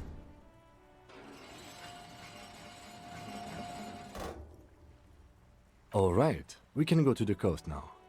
Expect rugged terrain and drunks. And if you wanted to forge that document for Everard, now you can. Can I just like immediately do that? You take the legal documents out of the envelope. Oh, they could be watching me here? Okay. I gotta go somewhere where they might, or they won't be watching me. Let's see. You take the legal documents out of the envelope. Damn. Where would they not be able to watch me from? What if I do it right in front of his face? Where would they not be able to watch me from? My room? In the Whirling Rags Inn, maybe? You take the legal documents out. With a confident flourish, you complete your forgery. What do you see on the signature line? Isabel Sadie and Lenny Carter. Indeed, they look distinctly different and very convincing. These might as well be their actual signatures. Good. Everard will have to start over with his scheming. When Isabel and Lillian dispute the signatures, the document will be rendered null and void. Any halfway competent notary should be able to handle this. Not getting their actual signatures was probably the best thing to do. Now all we have to do is mail these. I think I saw a mailbox on the plaza. Cool. Alright, that's done. See, remember when I told you guys that we were gonna fuck this guy over later? When we were helping him? This is exactly what I meant. Also, wait, who are you guys? Think about it. The woman in an RCM patrol officer's uniform winces as she notices Oh. you. I would really prefer not to talk to you right now. Horse-faced woman. A patrol officer is the lowest rank in the RCM, below lieutenant and sergeant. Hold on, you're a patrol officer of the RCM? Yes, I am. I'm a cop too. I know. Here's the real deal. It's hard to tell whether he's sarcastic or sincere, but if you had to guess, you would say the lieutenant is being sarcastic. Want a murder investigation? Are you the cavalry? I'm definitely not the cavalry. Is everything all right? Why don't you want to talk to me? I don't know. I mean, why would I want to talk to you? Have I wronged you? I've done that to a lot of people. No, you haven't wronged me. It's okay. Something changes in her. It's pity. Pity comes over her. Want to get rid of it. Okay, fine. Let's talk. What did you want? What does one talk about with a fellow officer? What precinct are you from? What precinct? Am I from? God, he doesn't know. Fucking deranged lunatic. Sunglasses wearing man pushed through his teeth. Excuse me? You're getting an intellectually unsatisfying vibe from this conversation. Maybe you're doing something wrong. You're police? You're the police, right? Cool, so am I. I don't know what to say. Don't say anything, Judith. What are you, the police, doing here? I'm just looking out for... No one. I'm just a man with sunglasses. And you are? A policewoman. Yes. A policewoman who just wants to do her job. That's all. Something about the man with sunglasses and you, the energy between you two is making her uncomfortable. Okay, goodbye.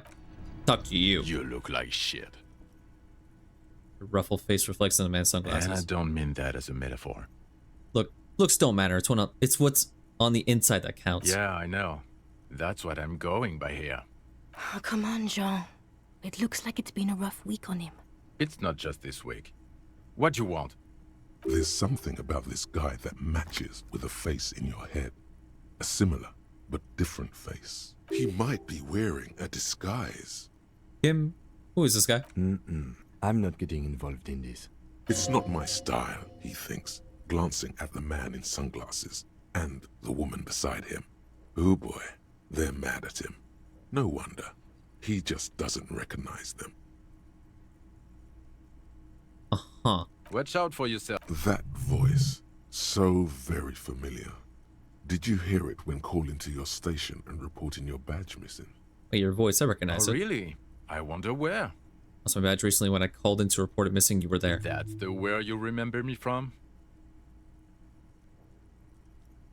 I have a bit of memory trouble. You don't say. Goodbye then. The voice thing was a coincidence. Run along, asshole. Yeah, I can recognize your fucking shitty looking beard. Again? He might be wearing a disguise. You know what it is. It's like the two of you know each other. Just ask him. Tell me the truth. You know me from somewhere? Oh, I definitely know you from somewhere. Another life. From where? From another life? Yes, from another life. A different life. Maybe the life of a police officer belonging to the ranks of the... To what station do you think you would belong in this alternate and totally fictional reality? 69? Oh my fucking god. I kind of want to. 69. He seems to be observing you through the reflective glass of his eyewear. There's no reply. Perhaps repeat it? 69. Repeating it gets no reaction from the man with the sunglasses. Suddenly... 41st. Okay. That's plausible. That's entirely plausible. Now we're really getting somewhere. Somewhere good. Let's talk more about that hypothetical Station 41 you mentioned. Okay. What? Oh, the hypothetical 41? Yeah, let's fantasize about that. He blinks aggressively. I'm not busy. You're not busy. Let's just play around. So what order it really should be in this honor universe? Let's be crazy. Let's say you and I are partners. How's that for a thought experiment? Kim's cooler than you. I'm sure he's fucking flattered. But Kim is not part of this thought experiment. In this one, we're partners. The lieutenant is silent. Like partners in crime, or? No, because in this thought experiment, we're all police officers in a police station. We don't do crimes. We're not crime bros. Come on, stop it. Do you have a crime to solve? Oh, no. You see, I enjoy watching other Better cops solve crimes. And let me tell you, it's been quite a privilege seeing you work. This isn't helping. Well, this is our imaginary police station. You're not going to believe this, but police officers. Yes, sir. Solving crimes, locking up bad guys, and get this, and not getting that drink on at 2 o'clock. Just some regular boring motherfuckers in suits and uniforms. Nothing spectacularly extravagant like you, the far-out son of Lang. Who is the far-out son of Lang? Oh, it's you eccentric genius. I mean, with your unorthodox approach to police work, it has to be you. Tell me more about him or her. Not even a little bit. It's an urban myth about an officer who is so far undercover he can't remember who he is. As I said, just an urban myth. You are not the son of Lang. He's trying to protect you from further rough handling, dished out by this sunglassed man. Okay, yes, you get the joke. Leave it at that. Neither can I, partner. Neither can I. It's a mere second, but it feels like you saw something. A gram of compassion in that sadness. Who shades? Who are in disguise? Yes, it's a hobby of mine. As if waiting for some kind of reaction or response. Something to click. It's not happening though. Who is this guy? Some questions for you. I'm a cop. About what? You don't look like a cop. You know what you look like? Look at man does. Look, I'm really trying here. I'm trying real hard here, man. Like a revolutionary? No, not like a revolutionary. He didn't answer your question. Now will you answer some questions for me? No. Why not? Because it's not my job. Why don't you go and fucking do yours and solve this damn hanging? You don't want to answer questions. Maybe you want to hear me say things? Actually, I don't want to hear you say things. Come on, Jean. Okay, say things. I want to hear you say things. Hear that? He wants you to say things. Say one. Suddenly, out of nowhere, case-related things start popping up in your head. Okay, this person who was shot and then made to look like he was hanged, he might have been shot by the people who hanged him. No, that's not true. Person who was shot and hanged, he may have been shot by the person who made it look like he was hanged. That one. A cover-up. What the author of the cover-up is the perp? Makes sense. I know, right? But what's the motive? You don't have a motive? Then the double cover-up seems too neat. Yeah. Hey, why am I telling you these things? I don't know. Why are you? It's like you felt it would be intellectually stimulating and would lead somewhere. A custom even? Strange. Oh my god, there's more. You want something more? What is it? Talk about the hangman again. Okay, why not? Let's do the old thing over again. Person We're who not wasting time. There Person who- is no time. Shut the fuck up. Person who we think shot him, who made it look like he was hanged, that we're looking for, we can't find her. Well, where have you looked for her? We think she may be on the coast. West of here? Tough luck. The place is ruined from the bombardment. A lot of places to hide there. I don't know. Oh my god, there... Alright, well, I'll see you later. Okay, the man with the sunglasses and his hypothetical Station 41. Weird, right? I know, super weird. There's something missing here. Something you can't put our finger on. You know what? Just ask him. I know it sounds crazy, and you'll probably get laughed at. But still. I was thinking the same thing. I should just ask him if we're from the same station. Yes, just cross it off the list. It's probably not true, though. Again? I can't believe Look, I just had to this ask, shit. are we from the same police station? I'm going to say no. Just to see what you'll say to that. What'd you say? Okay. Okay. Jean, he said okay. Give it a rest. Okay, I was clearly wrong. He is a firefighter, male nurse, animal control agent, something of that kind. Not a cop. Go on with your cop work. Don't let me stop you again.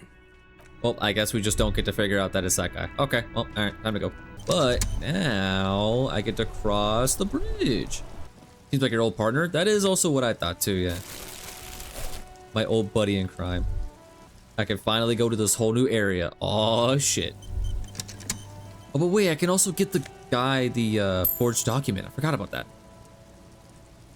Oh, and he told me we could talk about my gun. I want to go give him the forged document and talk about the gun. Ah! I would really like to get my gun back. I done did the deed. Mr. Dubois, a pleasure as always. Oh. Fuck! I forgot he asked me to mail it. Oh my god! A lorry stuck in the traffic jam. This big, heavy Grad-made machine is well kept for such an old machine. Look in the window. Oh shit. A lorry stuck. The windows are clear. They've been recently washed. You can see a lorryman's cabin with personal belongings, stickers, insignia. Fumes of heavy fuel oil waft over you, making your eyes sting. The odor mixes with cigarette residue. Can I get some oil? What about the back seat? The back end of the cabin has a small perch to sleep, large ashtrays.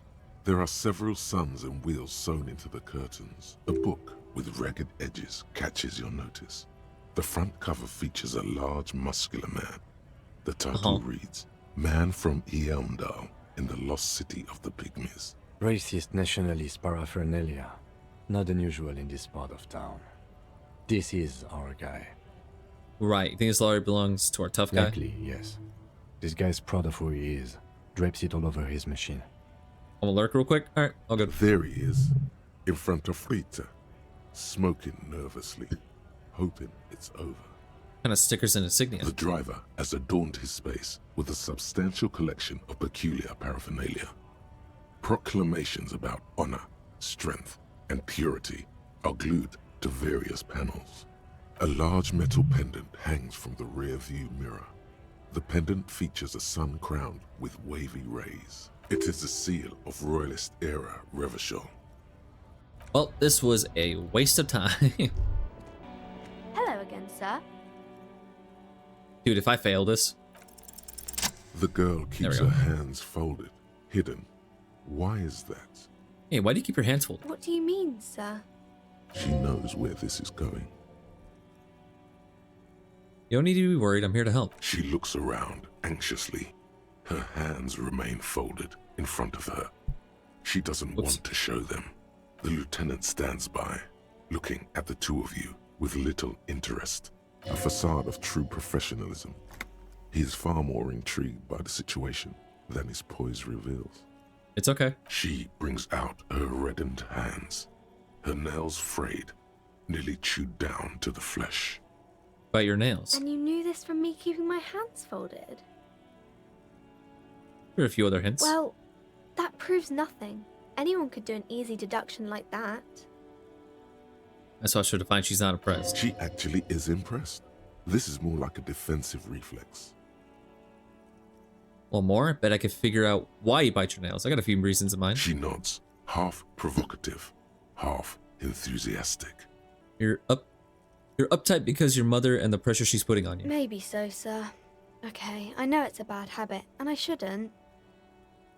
Either way, another ace detection by the #1 detective in town. It was okay, sir. She's still got a rebellious streak. There's more that can be achieved here. Ask her to do the same. You think so? Fine. Do better. To do something about me. You're quite sober. She snaps back quickly. The lieutenant does not flinch at the comment. He does not flinch even a single bit. He is intensely not flinching. It takes effort. And I'm having a grand I time. sure hope you are, sir. There she stands, swaying on her feet, assaulted by the early spring breeze. She smiles at you. The whole situation suddenly feels familiar. Somehow, there's something you're missing. Hi, Ace Detective. Because you know it. Thank you. She's been talking to you so openly because you've talked before. Hang on. So you know me? We've met before? Yes, I stand in this spot all the time. She sways back and forth on her feet. You've been running around all week without your shirt on, sir, apologizing to everyone. I don't really understand what you've done wrong. Did I ever talk to you? Of course, you stopped by a few times. You certainly look better than the last time I saw you. Thanks, I'm trying. Yeah, I can see. You don't have party eyes anymore. Party eyes. Yes, of course. That makes sense. I'm not surprised children have seen you running around with party eyes on, he thinks. Not at all. Party eyes? You know, like a cat in the dark, all big and wide-eyed. It certainly looks odd on a man. The swiveling eyes of a loony drug addict. That is what she meant. You were probably gurning too. So why didn't you tell me you knew me to begin with? I didn't know I had to do that. Oh. Thanks, I've learned something about myself I'm today. glad I could help you, sir. Oh, I'll be going now. I just want to go buy a map. Who are you? Oh my god. I get distracted so easily. I get Annette's a trooper. She looks like she could take it, but it's actually wearing her down. You know she's been biting her nails? God, I've told her not to do that. It's disgusting. And I told you to mind your own business. Clearly, you have no idea how hard it is to raise a girl in this economy. This economy is a mysterious force, like cosmic weather. Mysterious and harsh. I don't think she could do anything about it. She can, if she has enough willpower. This is what's called growing pains. Life isn't easy. Life doesn't give breaks. Come on, ma'am. It's obvious she can't do anything about it. You are placing an unnecessary burden on a young child. Yeah, actually, it's super hard for kids to chew their hands off for giving us anything. That is true, and obviously the will to market. But maybe make an exception for your daughter? She stands stiff and severe, silently fuming. 10 or so seconds pass without this is a person coming to terms with a new reality. One where they are wrong. It's not easy. She's looking for one, but there simply aren't any good arguments for being an asshole. Oh no. Hold on. I need to invite her inside and apologize. She must be freezing out there. There. I don't know what to say to you. My husband, he tries to teach me business lessons. I have what my mother called a dull mind. All this stress. It sounds like both the husband and the mother treat her the way she treats Annette. You're like Annette to your husband and your mother. Oh. Well, my mother was horrible, of course. Absolutely perverse energies around that person. But my husband... My husband is completely different, of course. Is his husband's Annette's father? Yes. My husband is a successful entrepreneur east of the river. If only he were more involved in the business we're running up here. No matter. Soon we'll both be off for Grand Couronne. And your husband's also involved with the bookstore? He made the initial investment. Since then, he's been what you might call a silent partner. Super silent. Almost inaudibly so. You an only child? Yes, I'm afraid so. A real treat she is. It would be nice if she had... No, we couldn't have afforded more children, really. Not in this economy. A glimmer of sadness blinks through the well-crafted exterior. Why not? We're quite busy people, you know, my husband and I. Quite busy. Children are a lot of work. You don't look like a father, so I don't expect you to understand. I'm sorry. I'm sure you do understand. Tell me she doesn't go to school anymore. She's been too busy helping me here. So she studied at home this trimester. This is a temporary solution, of course. I assure you, I of all people understand the importance of education. She will be back in school the moment the store takes off. And hell freezes over? Never mind. It's not a good topic to get into. I had something else the in woman mind. Looks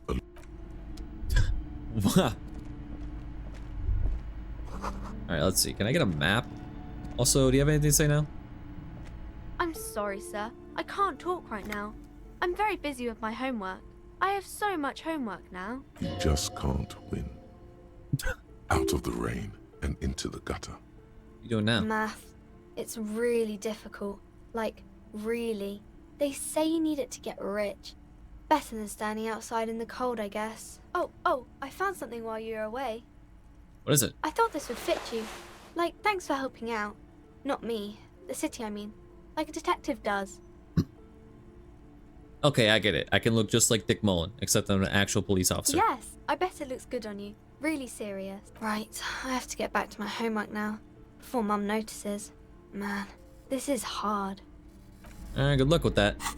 I got a detective hat. Oh, yeah. Book smart. Son. Dude, let's go. If I just take off these stupid ass gloves, I actually look semi-decent. But they give me interfacing, so I'm keeping them. Well, this looks like... Several maps have been attached to a bulletin board hidden inside the alcove. They're held up by small pins. The board has come loose from one corner. The maps look old and faded. Your eye catches a map of Insulinda, a map of Revachol, and a map of Martinez. Map of Martinez. This could work, maybe. Steal it instead. Angry storekeeper stare down. I'll just buy it. Always good to be informed of your surroundings. Buy these I'm maps. sorry, officer. The map of Martinez is the only one available. The other two are not for sale anymore. And besides, you could scarcely afford them. Oh, well, fuck They're yourself. quite valuable, though they might not look it. The map of Martinez is 90 cents, though. What is the one of Martinez so cheap? That old thing. It's an out-of-date map of a tourist location that never was nor came to be. From when some design studio people tried to spruce the place up 4 or 5 years ago. They also renovated the horse statue, set up those coin-operated viewers, and designed the new street lamps. The place does not look like a successful tourist trap, does it? What happened then? They didn't get that far, for some reason. A shame the project never got going. Would be nice if someone fixed Martinez up. All these ruins are bad for business. Well, I finally got a map. Wow, look at that. Huh, I see. Box of sunglasses, or a door, barbell, ice cream maker. Now I can do the trace the bullet. The dented yellow mailbox greets you with its graffito and bullet. You There you drop go. the white envelope in the darkness. It lands with a soft thud on what sounds like a couple of letters. About a week's worth of mail as collected in there. They'll empty this very soon. Probably did the right thing. You can't trust that slut Everard. You know he's going to play you somehow. All right, let's go back to Everard. If we don't mention anything to him, he won't know before it's too late. All right, sure.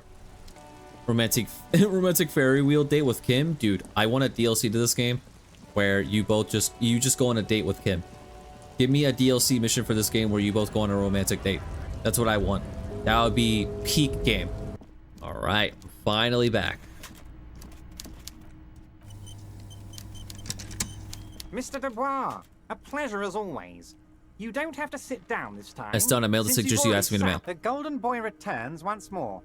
Wonderful. Simply wonderful, Harry. Of course. I already knew this. My friend, the mailman, confirms the letter is on its way. You've done a great thing today.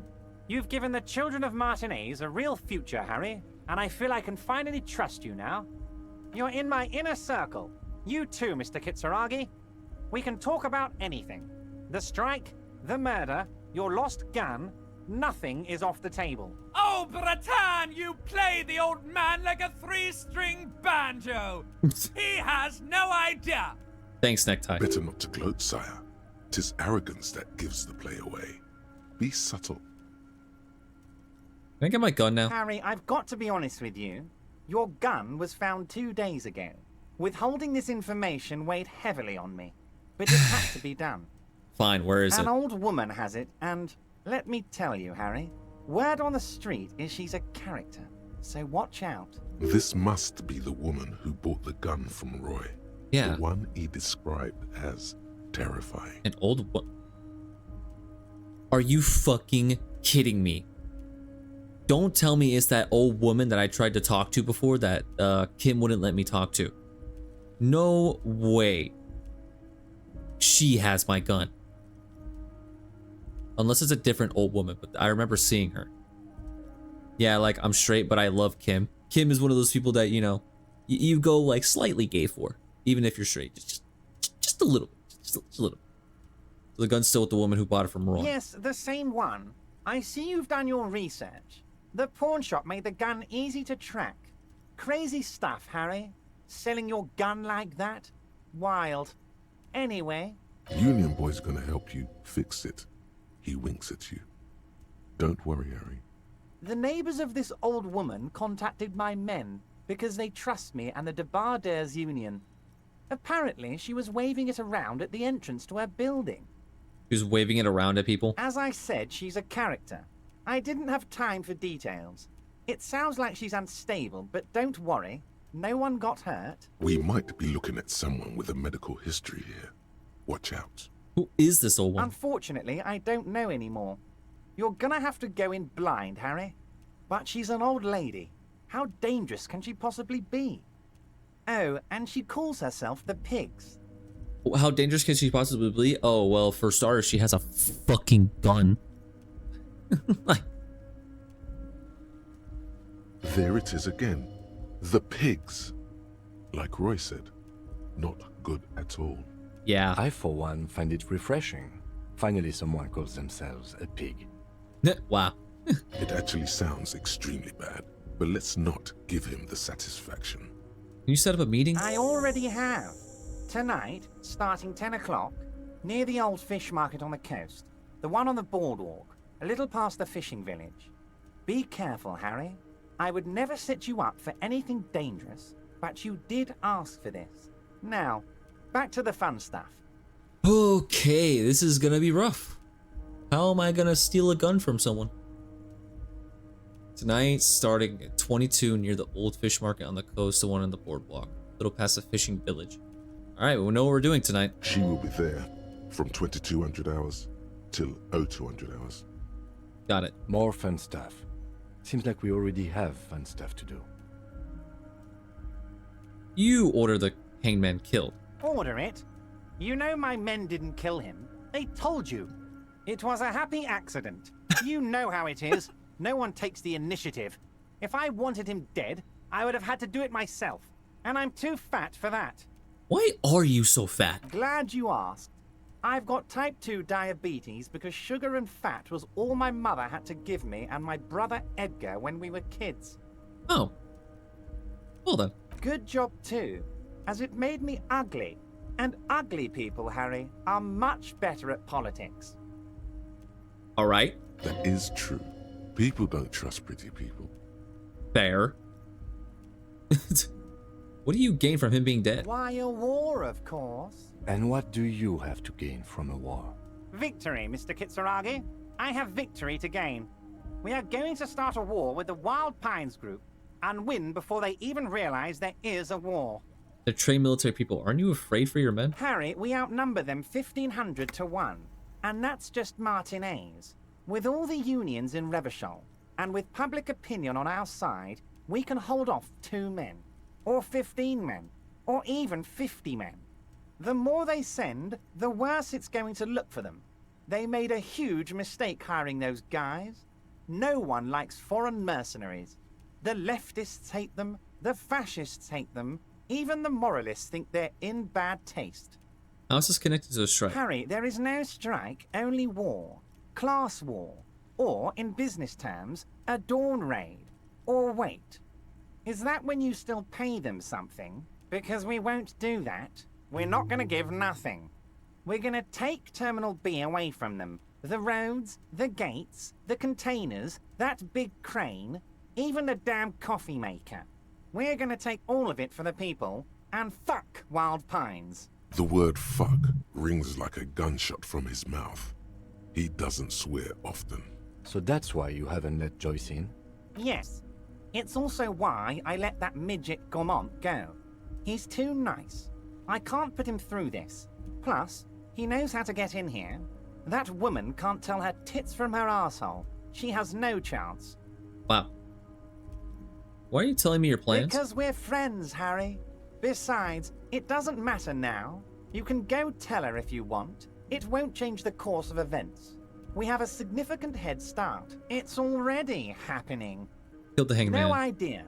Could have been his own mother for all I know. If you ever find the guy, give him a big fat kiss from Everard Clare. Couldn't have done it without him. He really doesn't know. A guy, huh? How do you know it's a guy? I don't. I told you it could have been his own mother. I'm pretty sure it wasn't anyone from the Union. Maybe it was the mob. Or maybe he killed himself because he was a closet socialist. Truth is, I simply don't know. He really doesn't. How many of you guys are there in the Union? 2,372. Plus yours truly, of course. Wow. 2,373 is a sizable contingent for a labor organization in Revachol. And they're all well motivated. At least the ones you've seen.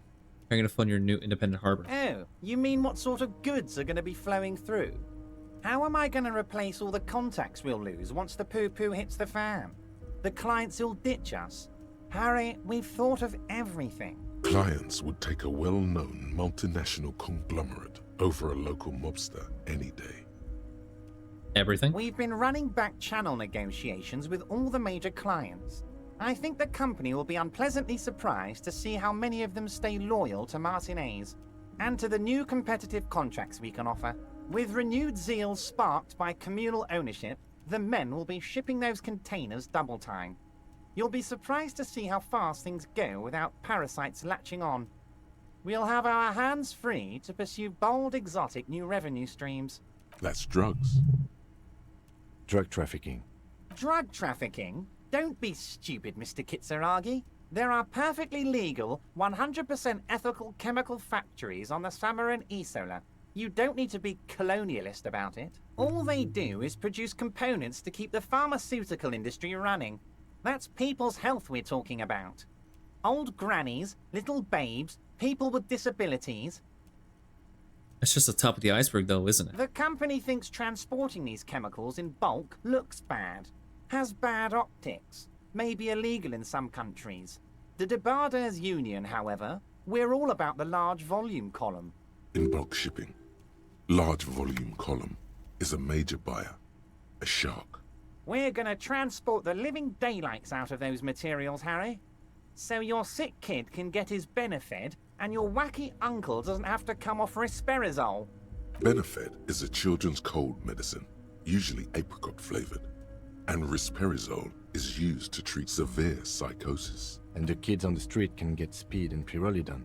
I'm an old-fashioned guy, Mr. Kitsuragi. I sometimes grab a beer with the boys, but I have no idea about the things you just mentioned.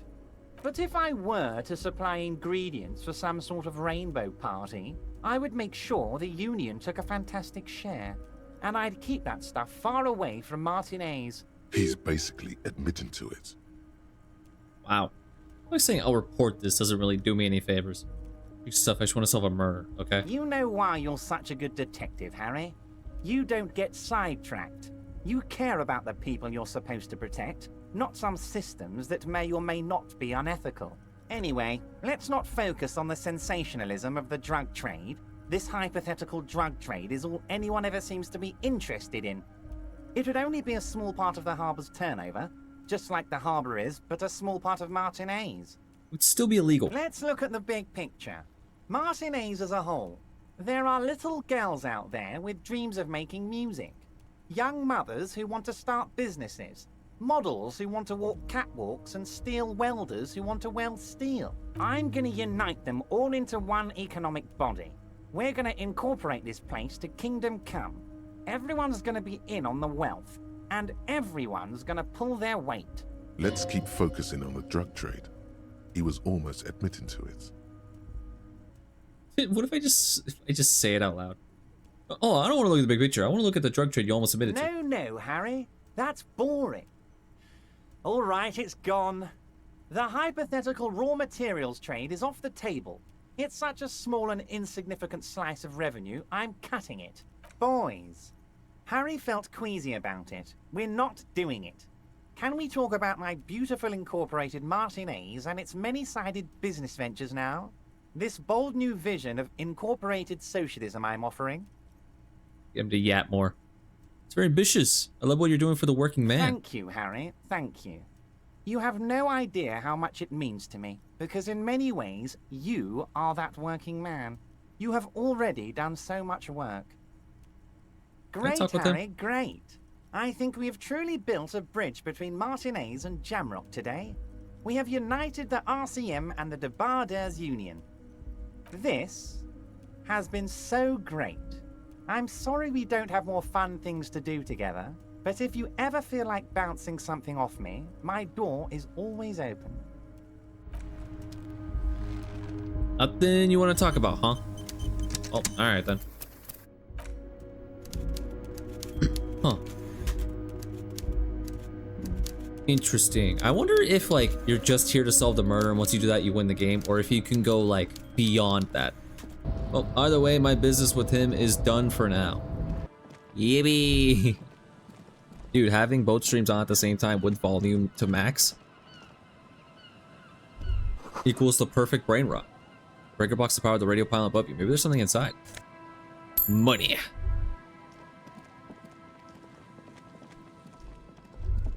Yeah, I forgot. I have to look over, like, normally I look this way, but now I kind of have to look over here to see both of the chats. If somebody actually does find me through YouTube instead of Twitch. Which, I don't know. Honestly, like, people always talk about, like, oh, you should duo stream if you're new because it helps growth. But I'm like, how many people really watch live streams on YouTube? Like, it can't be that many. Traffic beyond the gate, more abandoned motor lorries. Like, if people want to watch a live stream, they're going to go to Twitch. I feel like live streaming on YouTube is not really that big of a thing. It's just not as, like, good of an experience compared to Twitch. Twitch definitely reigns over YouTube in the live streaming department, for sure. Actually, someone scribbled an inverted star on it. But I figured might as well. Woo. I mean, if it takes literally no effort at all to like set up both, so I'm like, might as well.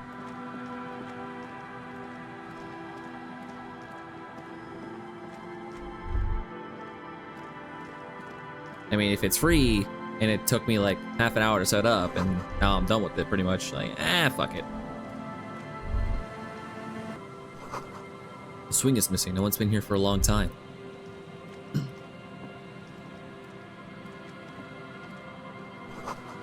Glory, says the graffito. To the ghosts of us.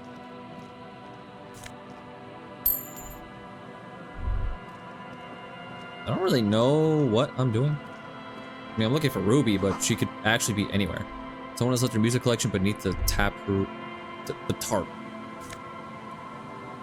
Smallest church in St. Oh. Hold on a minute. The portal reel is just what you needed. You press the large button marked Commencer, and the tape starts spinning. There's a small delay before the song starts playing. Keep the portal reel at a harmless distance and wait. Then the organ starts playing, a simple, melancholic tune echoing in the hallway. A lone singing voice joins in, telling you about the tiniest church in Cessons, surrounded by even tinier yard. You almost feel the seaside mist on your skin. It's mega sad. It's mega sad. Within seconds, you know, this is the one. Wait, yeah. The real shit you've been looking for. The one you trust your room to that Claudia told you about. Perform it. Yes! A click, then silence for a bit. Then the tape stops spinning. Dude, I could sing this with in the karaoke place. Hell yeah. Also, could I sing this for karaoke? I think I could sing this. Of course you could sing this. You could take sad to a whole new level with this. And you already know the lyrics since you've listened to it like a million times. Yup, they're all here. All 3 verses. And the B-side of the tape contains the instrumental version. It's like the world itself is telling you to do it. Only one obstacle stands on your way. What? Gart. You have to convince Gart to let you sing karaoke in the whirling. After you've won him over, you can express yourself. Let the pain out. Make everyone understand. The lieutenant watches you pack up the boombox. He doesn't say anything. I'm absolutely gonna sing my heart out for sure. I don't know about that. What's this? Birds in the birch tree, barely audible. Coos come from above. So I'm just... Well, actually, maybe if I went back... Now I think about it. If I went back to the building and, like, trace where the shot came from over here, maybe that would help me. Rust peels off the bent iron posts of the swing. The wind whistles through the skeleton of the small house behind you. There's desolation everywhere. What happened here? In this yard? Lieutenant looks at the small building. A flock of gray swallows takes off in the distance. He's assessing the situation. How long ago was it abandoned? Someone thought they could have a summer house in a bloc obscur for cheap. It didn't work out. They abandoned it about a decade ago. What's a bloc obscur? A black bloc. A part of the city left unrenovated after the war. Or one that has fallen to gang violence. Or has become inhospitable in some other way. On aerial photos, block obscures look like dark squares, hence their name. So this is part of the this part of the coast is a block obscure. Practically, it's not an official term in any way, but look around. No sewage, broken power lines, crime, drunks. Life is tough in the blocks. It's no place to build a summer house. At least they left some old music behind. Yes, and you picked it up as part of the Jamrock Shuffle.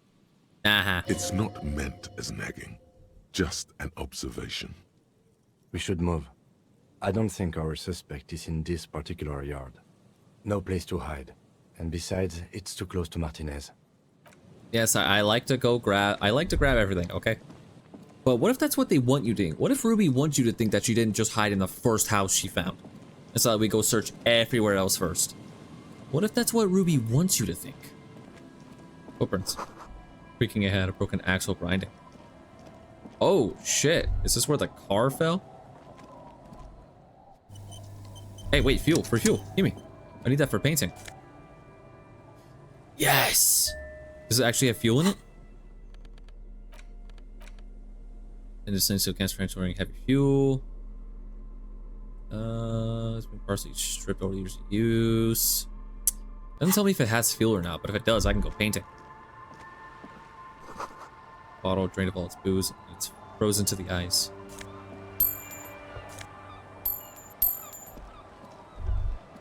A banged-up motor carriage lies half submerged in the icy water, slowly sinking into the Insulindian Ocean. Only the cabin top, rear wheels, and the engine remain visible.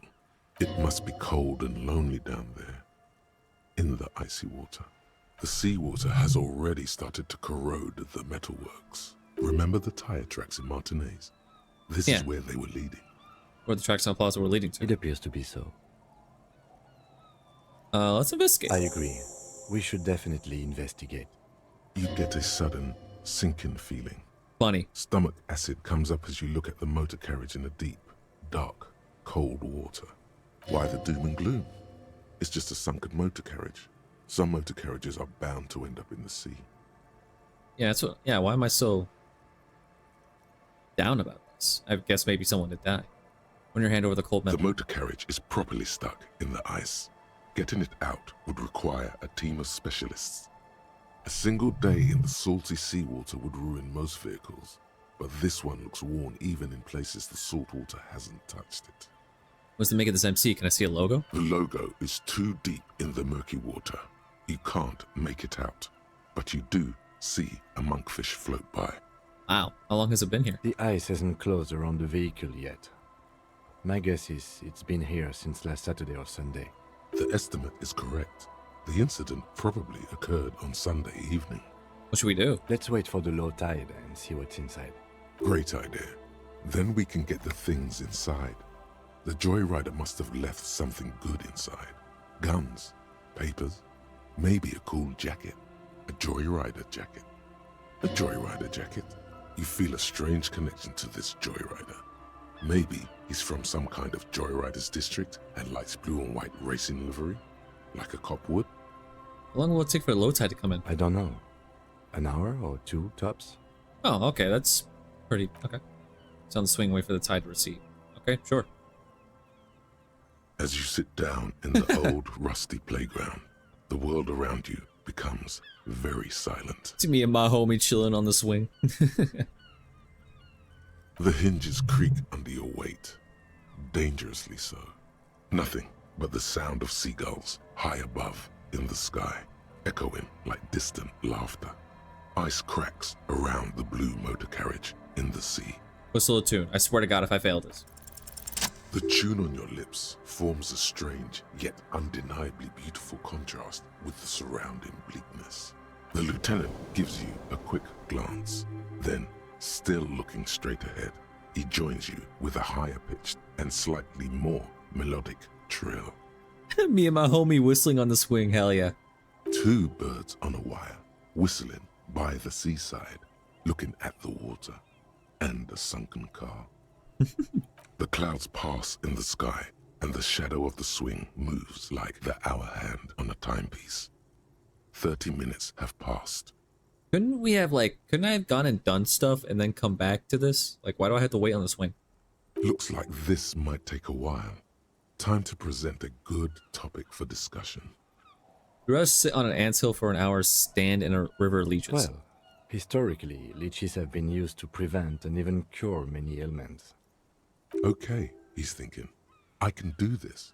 Let's do this. Who'd want to sit on an anthill? There are no therapeutic benefits to... Well, napalm ants, for example, are used in some rites of passage rituals. Clouds on the horizon grow darker, and the shadow of the swing set keeps climbing.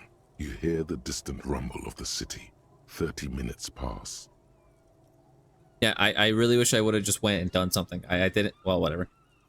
If you had to side with either the strikers or the shipping company, who would you choose? Luckily, I am already a member of an independent organization, and therefore do not have to choose between a rock and a hard place.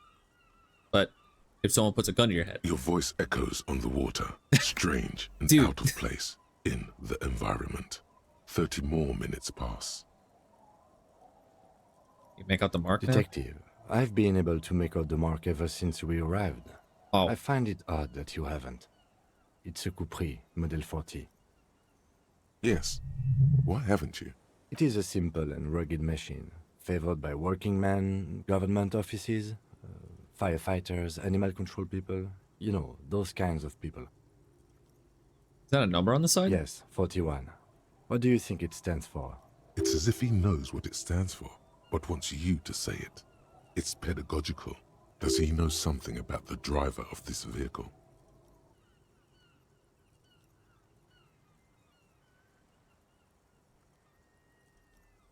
Oh God, no. I'm sorry, Harry. I'm so sorry.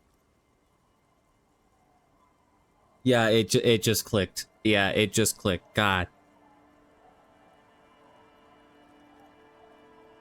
That's my car.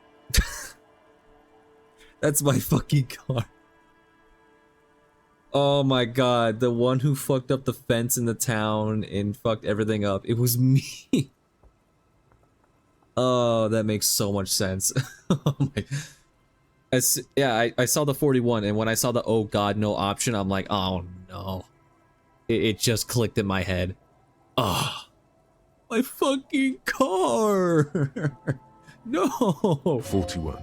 Precinct 41. God damn. A massive pit opens up in your stomach, and the most terrible feeling comes over you. My car. No. Just nope. Say no to this, Harry. Oh my God! It's mine! I drove my car into the sea? I'm afraid so, yes. It looks like you started in front of the whirling, jumped over the canal, and then drove your vehicle in the sea right here. The badge, the gun, and now this. The lieutenant adjusts his glasses and doesn't say anything. Dude, I was such a fucking mess of a disaster garbage dump of a person. Holy shit. Ah, not my baby. There is also a fourth thing you've lost. My integrity. The fourth thing? More precious than the gun, the badge, and the motor carriage combined. Lost forever. It was me, Kim. I was the one who crashed the car. Oh my God, dude, at this point, I'm convinced that I probably also murdered the fucking suspect. At this point, like, shit. What have I not done at this point? Things were going so well, we were just whistling merrily. You can still whistle. Besides, the night is always darkest before the dawn. My car is fucking crashed inside the ice, dude. I don't think whistling's gonna make this better. At least we have a pretty good suspect.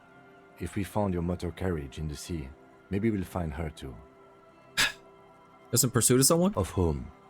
I don't think so. If anything, you were probably drunk. How do we get it out? Detective, we don't. A rescue operation really isn't viable at this point. So it's just gonna be there like that? I'm afraid it will have to be there like that for many years. No! Look at it. Parts of it might be salvageable. Man. But overall, this machine is a write-off. My fucking car, I could still fix it. That is very unlikely. All the electrics are toast. That goes for the electromagnetic steering and brake systems as well. You'd be lucky to find one undamaged component in there. In a few months, there will be nothing but rust left of this vehicle. It'll be cheaper to buy a new one. My car. Well, not cheaper, This motor carriage costs 40,000 real. But in the long run, it still makes more sense to buy a new machine than try to refurbish this. This is a disaster. Let's face it, this is a substantial loss to your district's budget. I mean, my station only has 4 other vehicles in addition to my kinema. This was 20% of the station's vehicular budget. They're not gonna take me back out of this, are they? People are more valuable than machines. Training a police officer is even more costly. Jesus Christ. Well, at least I can see what's in there now. Oh my god, what a fucking... Ugh. I lost my gun, my badge, my car. Let's go take a look. Jesus Christ, man. My fucking car. There better be something decent in here at least. My badge. And my jacket. Alright, I got my badge back, which means I can talk with the lady now. So I don't actually have to do her any favors. Thick blue piece of acrylic covering a thin leaf of paper with the officer's name and rank on it. Next to writing, you see a man stare back at you. A younger version of you.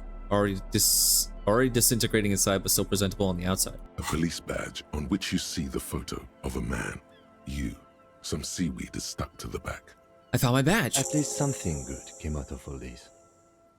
So did the badge. Encased between 2 durable plastic sheets is a bluish card with lines of information and a watermark in the shape of the street grid of Revachol West. Now I just gotta get my gun, and I'm all set. You see a photo, a name, a rank, a document number, the date of issue, and, in the lower right corner, your precinct. Look at the photo. The man keeps winking at you with his green-grey eyes. The photo is old, no doubt about that, but the badge is new. You used an old photo for a new badge. Good choice. A newer photo would look different. How old? 8, maybe 10 years. The guy in the picture is rather good looking. He's got a nice haircut and is distinctly lacking in massive sideburns. And he's winking? Why? What do you think? His face is already contorted by the expression, although it looks less grotesque on him than it does on you now. Ugh. The badge in your hand shines as you rotate it, catching light. You see lines of information on it, and a shining watermark. Name Harrier Dubois. Harrier? That's long for Harry. So you are Harry. Evrard was half right. Probably not a lot of people know your full name. Whoever told him you're Harry Dubois didn't. But I don't want to be Harry Dubois. Harry Dubois is them. What kind of name is Harry? It's a wartime name. Revolutionary. The kind mothers give their sons during troubled times. Like Undying or Boxer or Ironhide. A name like armor. A name like armor. Harry Dubois it is then. At least to make your acquaintance, Harrier Dubois. He's not going to call you Harrier. He'll keep calling you officer when he's angry with you, and detective when he's not. Have I ever heard him call me officer? I feel like I've only ever heard detective. The badge in your hands shines as you rotate it, catching light. Rank. Lieutenant W. Freighter. What is that? The lieutenant is a rank above sergeant and below captain. It's the highest rank in the RCM that still does field work. I am a lieutenant. And W. Freighter? The title of Freighter is added to your rank when you decline a promotion to a higher rank. Decline. In your case, captain.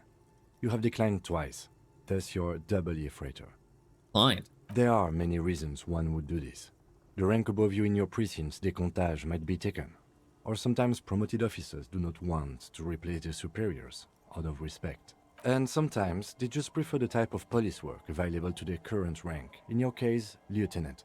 Heavy-duty case-solving machine. I thought my rank was drunk. Yes, apparently you've had a rather successful career in the past, and this leads me to believe maybe your current situation is only temporary. Thanks, that gives me hope. Good. Aw, it's a decomptage. Decomptage is the hierarchical system employed by the Revachol Citizens Militia. It means counting down to 2s. The countdown is modeled after the dual leadership system employed by the left during the revolution, which in turn was developed by last-century experimental psychologists in the University of Königstein. The lowest rank is junior officer, usually teenagers. Then there are the patrol officers, then sergeants, lieutenants, and then a captain. That's basically it, except for a few kinks. What kinks? Kinks like satellite officers and the additionally a freighter rank I already explained. The long and short of it is, you're his superior. So you've been putting up with all my bullshit because I'm your superior? No, I've been putting up with you because despite an unconventional approach, you are doing good police work. It matters more than driving your motor carriage into the sea. And now we've even found your badge. He trusts you, for now. Try not to spoil it. Nice. Go back to the document. Such a small yet precious Serial number. thing. That's just the serial number. Revachol, Jamrock, Precinct 41, with some numbers thrown in there for good measure. The numbers are not there for good measure. They have an administrative purpose, one that's unfortunately been erased from your memory. Date of issue. 4 months ago. I'm guessing that's when you were promoted to the rank of Lieutenant W. Freighter. A new badge usually comes with a new rank. You seem to have been doing well then. You're pretty sure you weren't doing well, but better? Probably yes. Seems like somewhere along the line I got dumped by someone and I turned into a fucking mess. A lot can happen in 4 months, especially in winter. The winters are never easy on you, of that you are sure. I remember that time. That was a good time. We had a good work-drink balance going. What happened, man? Pump it up! Shut the fuck up, type. Knock it off. Precinct 41. Yes, it's the designation of your precinct. 41, like mine says 57. The 57th is mostly industrial harbor, a lot of asphalt. The 41st is... What? It's a tough station to work in. You have all of Jamrock to cover. That district should have 3 precincts, but money is what it is. It's no wonder you are like you are, he thinks. But then again... Huh. But then again, it's a legendary district, and a hell of a station too. It must be an honor and a curse to work with people like Price, McCoy, Berdiaeva. Roberts, Feuerbach, Dimitri. Suddenly, names from your decomptage flash in your forebrain. So the fact that I'm working in this district and I'm such a high rank means I'm pretty legendary too. Or I must have been in the past until I got super drunk and, like, became a mess. And you? Is it an honor to work with you? Don't ask him. Ask yourself. The badge in your hand shines. Alright, that's all I need to know. And my actual jacket. Black uniform jacket with RCM signature, white rectangle on its right sleeve, and backside. Letters inside the collar read LTN to JFR. Except exceptional quality, other than some minor wear and tear. Ooh. You know, if I didn't have the fucking stupid ass gloves, dude. What's this give me? Empathy and hand-eye coordination. This gives me visual calculus, and I think I prefer having this one on. Plus, it just matches better with the fit, you know.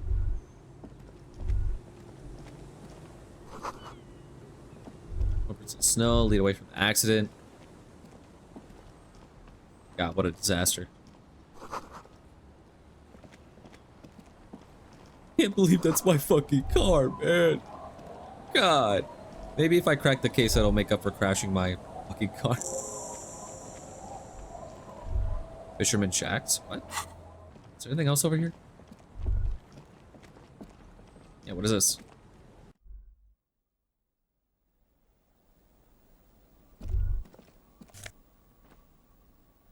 Postcard. Bow knot? Gives me 2 drama.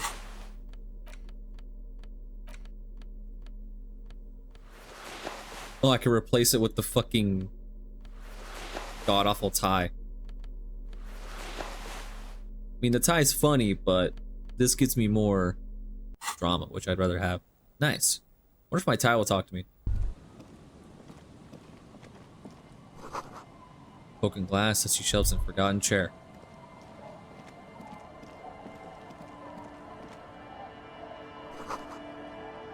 Cinder blocks, charred, a makeshift fire pit with magazines for lighting. The worn and beaten wooden planks of the bench do not look overly comforting. We can sit on benches after we've solved. You can read. Okay, yeah, I got it. Yeah.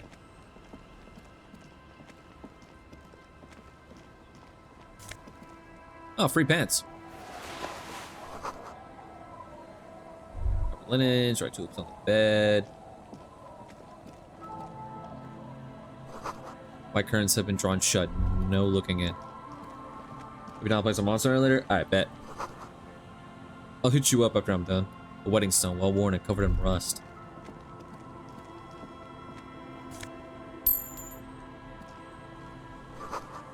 Construction material. Whoever planned to build this house left in a hurry. Wait a minute. Oh, I know just the thing.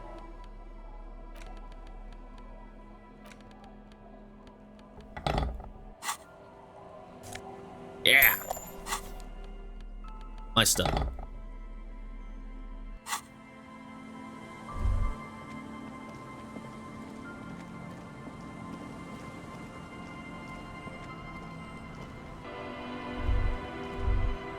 Hello. Hi, officer. Woman in a raincoat stands on the quay, considering an overturned boat. A sword in the scabbard hangs from her hip. Anything I can help you with? A sword in a scabbard. That depends. Where are we exactly? A fishing village on the seashore. This place doesn't really have a name. It's sometimes called Elysium. Why? The sign on the street leading here is illegible. Has been since they built this place. I have questions. The first is, what's your name? The name is Lillian. People call me Netpicker.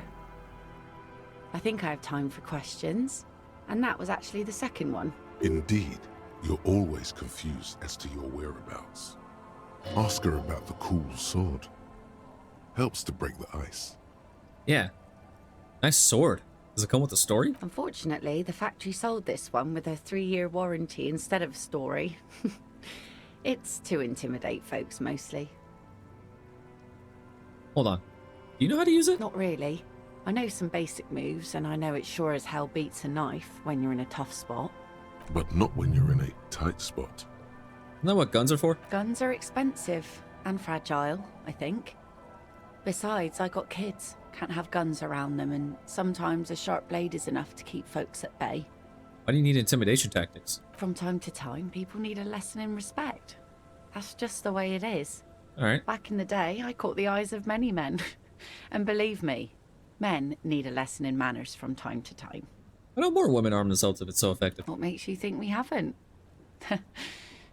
The truth is that almost everyone in this life is scared and tired and stupid and too dull for that. That goes for men too. But they put on an act for us. Pretend like everything's good and living in shit doesn't bother them. Like anyone falls for that. Behold! Damn. Not bad. You like it? Sure. It looks as if you could face down any horror in the world with that same unchanging grin. It's like a shield. The traces of her laughter are still there, in her eyes, fading fast. Can I borrow that sword? No, I'm afraid not. Oh. Attempting to confiscate the blade I used to keep these animals in check. You would put me in an early grave. But I need to use it. I'm gonna go up against someone with a gun. I need something. So where are all the men now? Some went to patch their wounds, their lesson learned. Others were more thick-headed.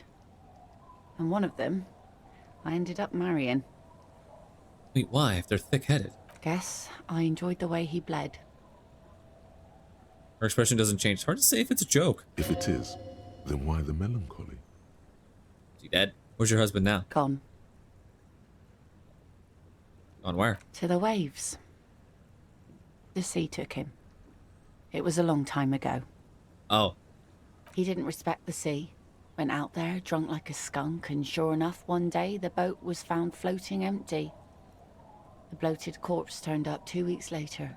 Ooh. Now, before you tell me how sorry you are for my loss, know that it was 4 years ago, and I've moved on. There's only so much mourning you can do for a drunk with sinewy muscles. Healthy to let go and move on. Gotta keep the wheels spinning. Us working folk don't have the luxury to be bedsick with melancholy. I buried him, mourned for an appropriate amount of time, and went on. Life didn't really change that much for me and the kids. She glances at the village where 2 little kids are playing with what look like rocks. This is neither a touchy nor a very interesting topic for her. She needs to go on a date with another drunk. Badly. I could take her on a date? Kim's presence makes it awkward. Don't know a good spot yet. Explore the coast. I can ask her out on a date? No way. Dude, let's go. Is that your boat? Sure is. The sun, I call her. Coated with a fresh layer of tar just yesterday. It'll take some time for it to dry, assuming the sunny days continue. You do around here? Like I said, fish mostly. Sail the waves, take care of the kids, pick nets. Right now I'm tarring a little skiff. What else? I sell the fish to people in the Delta to serve at their fancy restaurants. Authentic Insular Indian cuisine. Enough to make a living? Sometimes I also walk to the beach to see what the sea has given up. The sea is full of surprises. I swear, my chair's trying to kill me. One of these days, I feel like my chair is just gonna like... I've already talked about this. This is just gonna give out and I'm gonna... Keep it professional, man. Don't make it sound like you're hitting on her. This is what is called a conversation. You don't have to be guarded right now. Interesting. What have you found? Wood. Pieces of glass. Every once in a while we see dead bodies. Human, animal, fish, other odd sea creatures. A mine washed ashore once. Oh. Bottles, drugs also. Lost cargo in general. Most of the time it's just wood and glass. All right. Major choice moment. You only get to ask one thing. It would be weird to say them all. Choose wisely. A mine? The RCM could use a mine. Where is it? Well, the RCM has to wait for another one because some army folks came by, took it in the middle of the bay and blew it up. The blast was surprisingly timid for such a huge spiky thing. Spiky? Must have been a naval contact mine. Looking for someone. Maybe you can help? Let's see. Who are you looking for? Looking for a suspect who might have stayed in this neighborhood. Okay. When did this person stay here? Very recently, over the past few days, she might have arrived on Friday. Oh. I've been out on the sea for most of the past week. The weather's been good for fishing, so I usually start at 4 in the morning. Really? Yes, that's the optimal time. Got to make the most of the calm. I've been sleeping like a corpse after. The sea really takes its toll. Now I'm just waiting for the wind to settle to get out there again. Sorry I couldn't help you out. Maybe I can help you find someone else. I'm looking for a missing cryptozoologist. I don't think I know what these are. Care to elaborate? People who look for animals who are hard to find. Aha! Like snowmen. Snowmen? I haven't heard about those. 2 odd guys have been wandering around here. Nose in sand, talking nonsense about snowmen and the like. Wait, the like? Right. Not only snowmen, also green men, monkey men burning rhinos. You get the picture. Oh, you're getting it. And it is gorgeous. Where'd they go? Don't really know. Further down the peninsula, I guess. I mean, that's where they were heading. Who else are you looking for besides snowmen? That's it. Well, how can I assist you then, officer? Yeah, I'm not gonna... But you know what? Here, let's give it one shot. Aye, the sea's gonna calm down. You think she really needs more of that after a man died at sea? There's no fucking... I can't believe it. I actually can't believe it. I am actually the luckiest unlucky person with this game. I don't... It actually worked.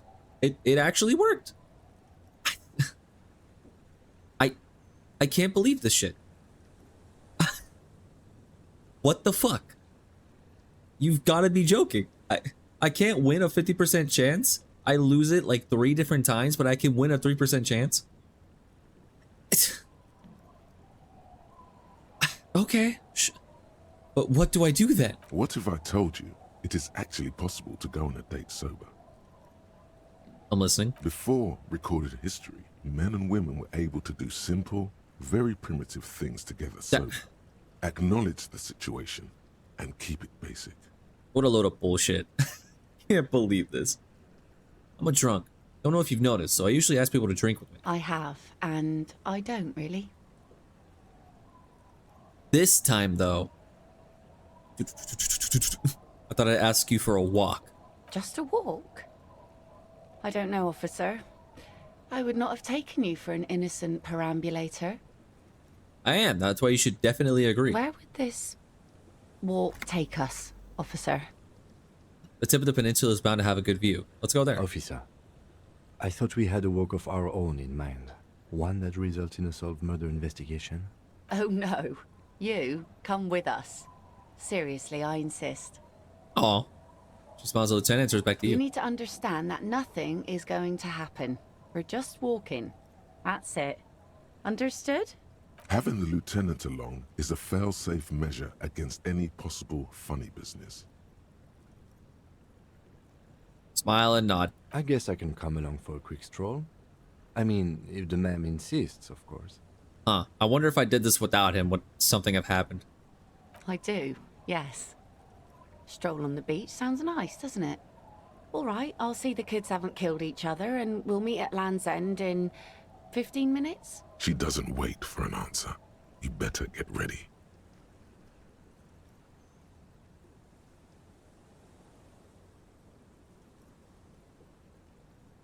Well then. Land's End. What the fuck is Land's End? Northern tip of the peninsula. Quickly. She's not gonna wait for you forever.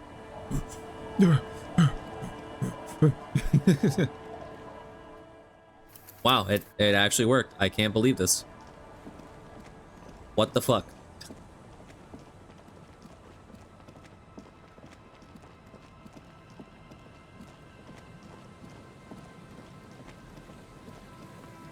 I guess I'm going on a date. But not a date, but also...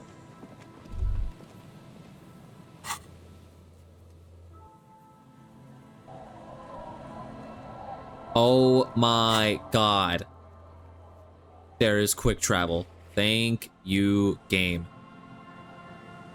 Holy shit, you are beautiful, game. Thank you so much. Thank God.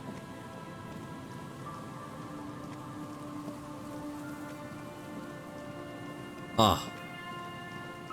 Beautiful. So, you said the northern tip somewhere? I don't really know where I'm going. I'm just going north. Maybe I'll just unlock more fast travel. Oh, here we go. Hello. The woman gazes steadily at the waves. A sudden gust picks up her dark hair and lets it fall again, tousled, wild. She brushes a few stray locks from her eyes, and only then spots you approaching. Aye, so here you are. I'm a bit surprised we're alone. It's mid-noon and the sun is out. I expected more drunks and teenagers. And drunk teenagers.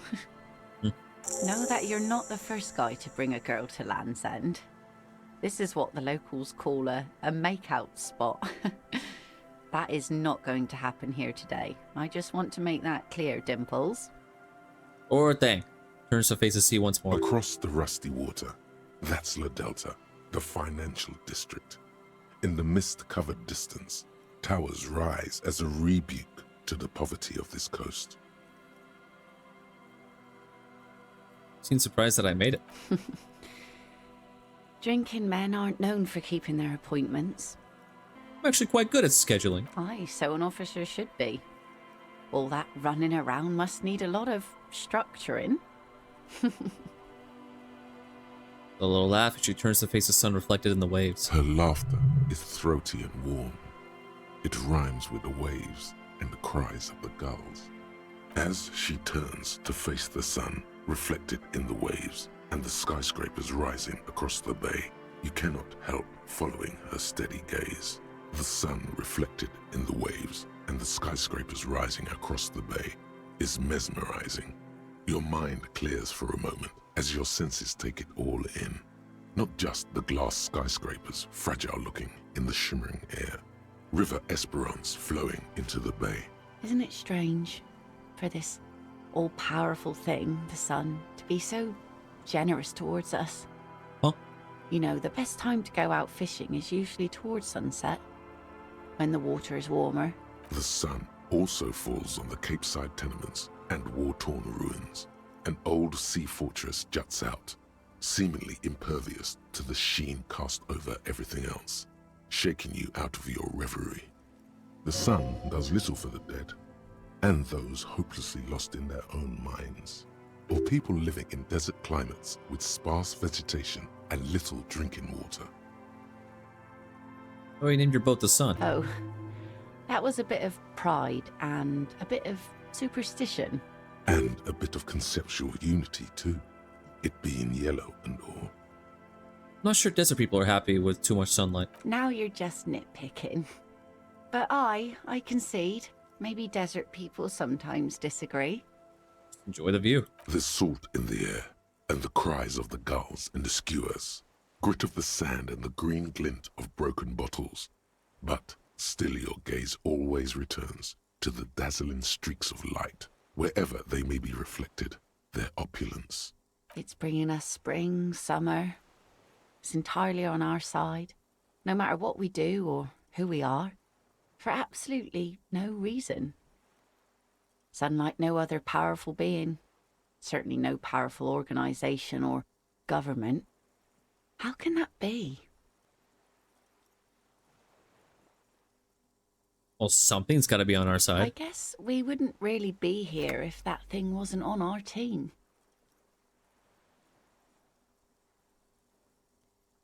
See something about the sun. If fish hooks in your ears. These aren't real fish hooks, silly. They're earrings shaped to look like fish hooks. A drunk called Rosemary brought them to me. I kept them. She's right. They're made mostly of plastic. A cheap novelty gift you can buy from a flower shop or a kiosk. I really hope you didn't see me when I was in my drunken state. The wind ruffles her hair as she looks at the sunlit coast across the water. There's an interesting lilt in your voice. Thank you. I'm half Ubi. My mother was from Ubi Sunt. Not a lot of sun there, I hear, though I've never been. The wind ruffles her hair as she looks at the sunlit coast across the water. Oh man, I don't want to fuck this up. Don't you want to go visit La Delta? It's enough that my fish goes there. 50 real a piece they ask for spring cod. Oh no, dude. Oh. Oh, if I fuck this up, I want to load and try it again, but please don't make me go back. Please. Say what? Fuck! Something interesting? Impossible. Please, this is important. She turns her head and the plastic fish hooks rattle in her ears. Nothing shear-worthy takes place in your head. Relax. This was still good. Why does it feel like I don't have a good brain? Brains generally aren't very good, are they? I prefer backs, arms, shoulders, lungs too. You know, the wind's gonna pick up soon, and I have to go. Have this. The sun's good, but it doesn't stick things. Give me her sword. I've no use for it anymore. Are you sure you don't need the sword? No. Men around here are too drunk to pose a threat to me. The lieutenant looks at the sword with distrust in his eyes. Do not bring it into a gunfight, he thinks. Please understand, it's merely ceremonial. This again sometimes. Doubt it. But thank you for the company. This is as far as it goes with her. You'd need to put a year between you and your last drink for anything more. Thank you for coming on this walk with me. Farewell.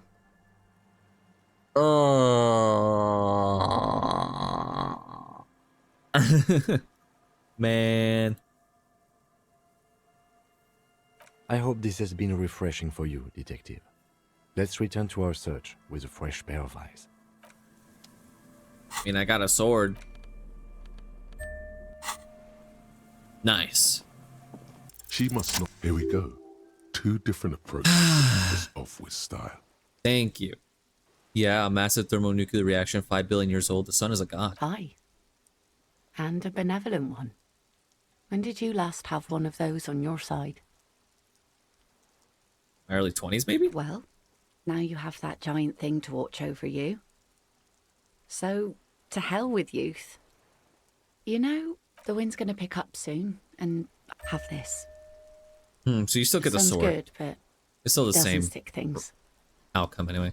I've no you don't need use the for it sword. anymore. No, The lieutenant, do not bring it into a gunfight. doubt it. This is as Farewell. Okay, it's still the same outcome.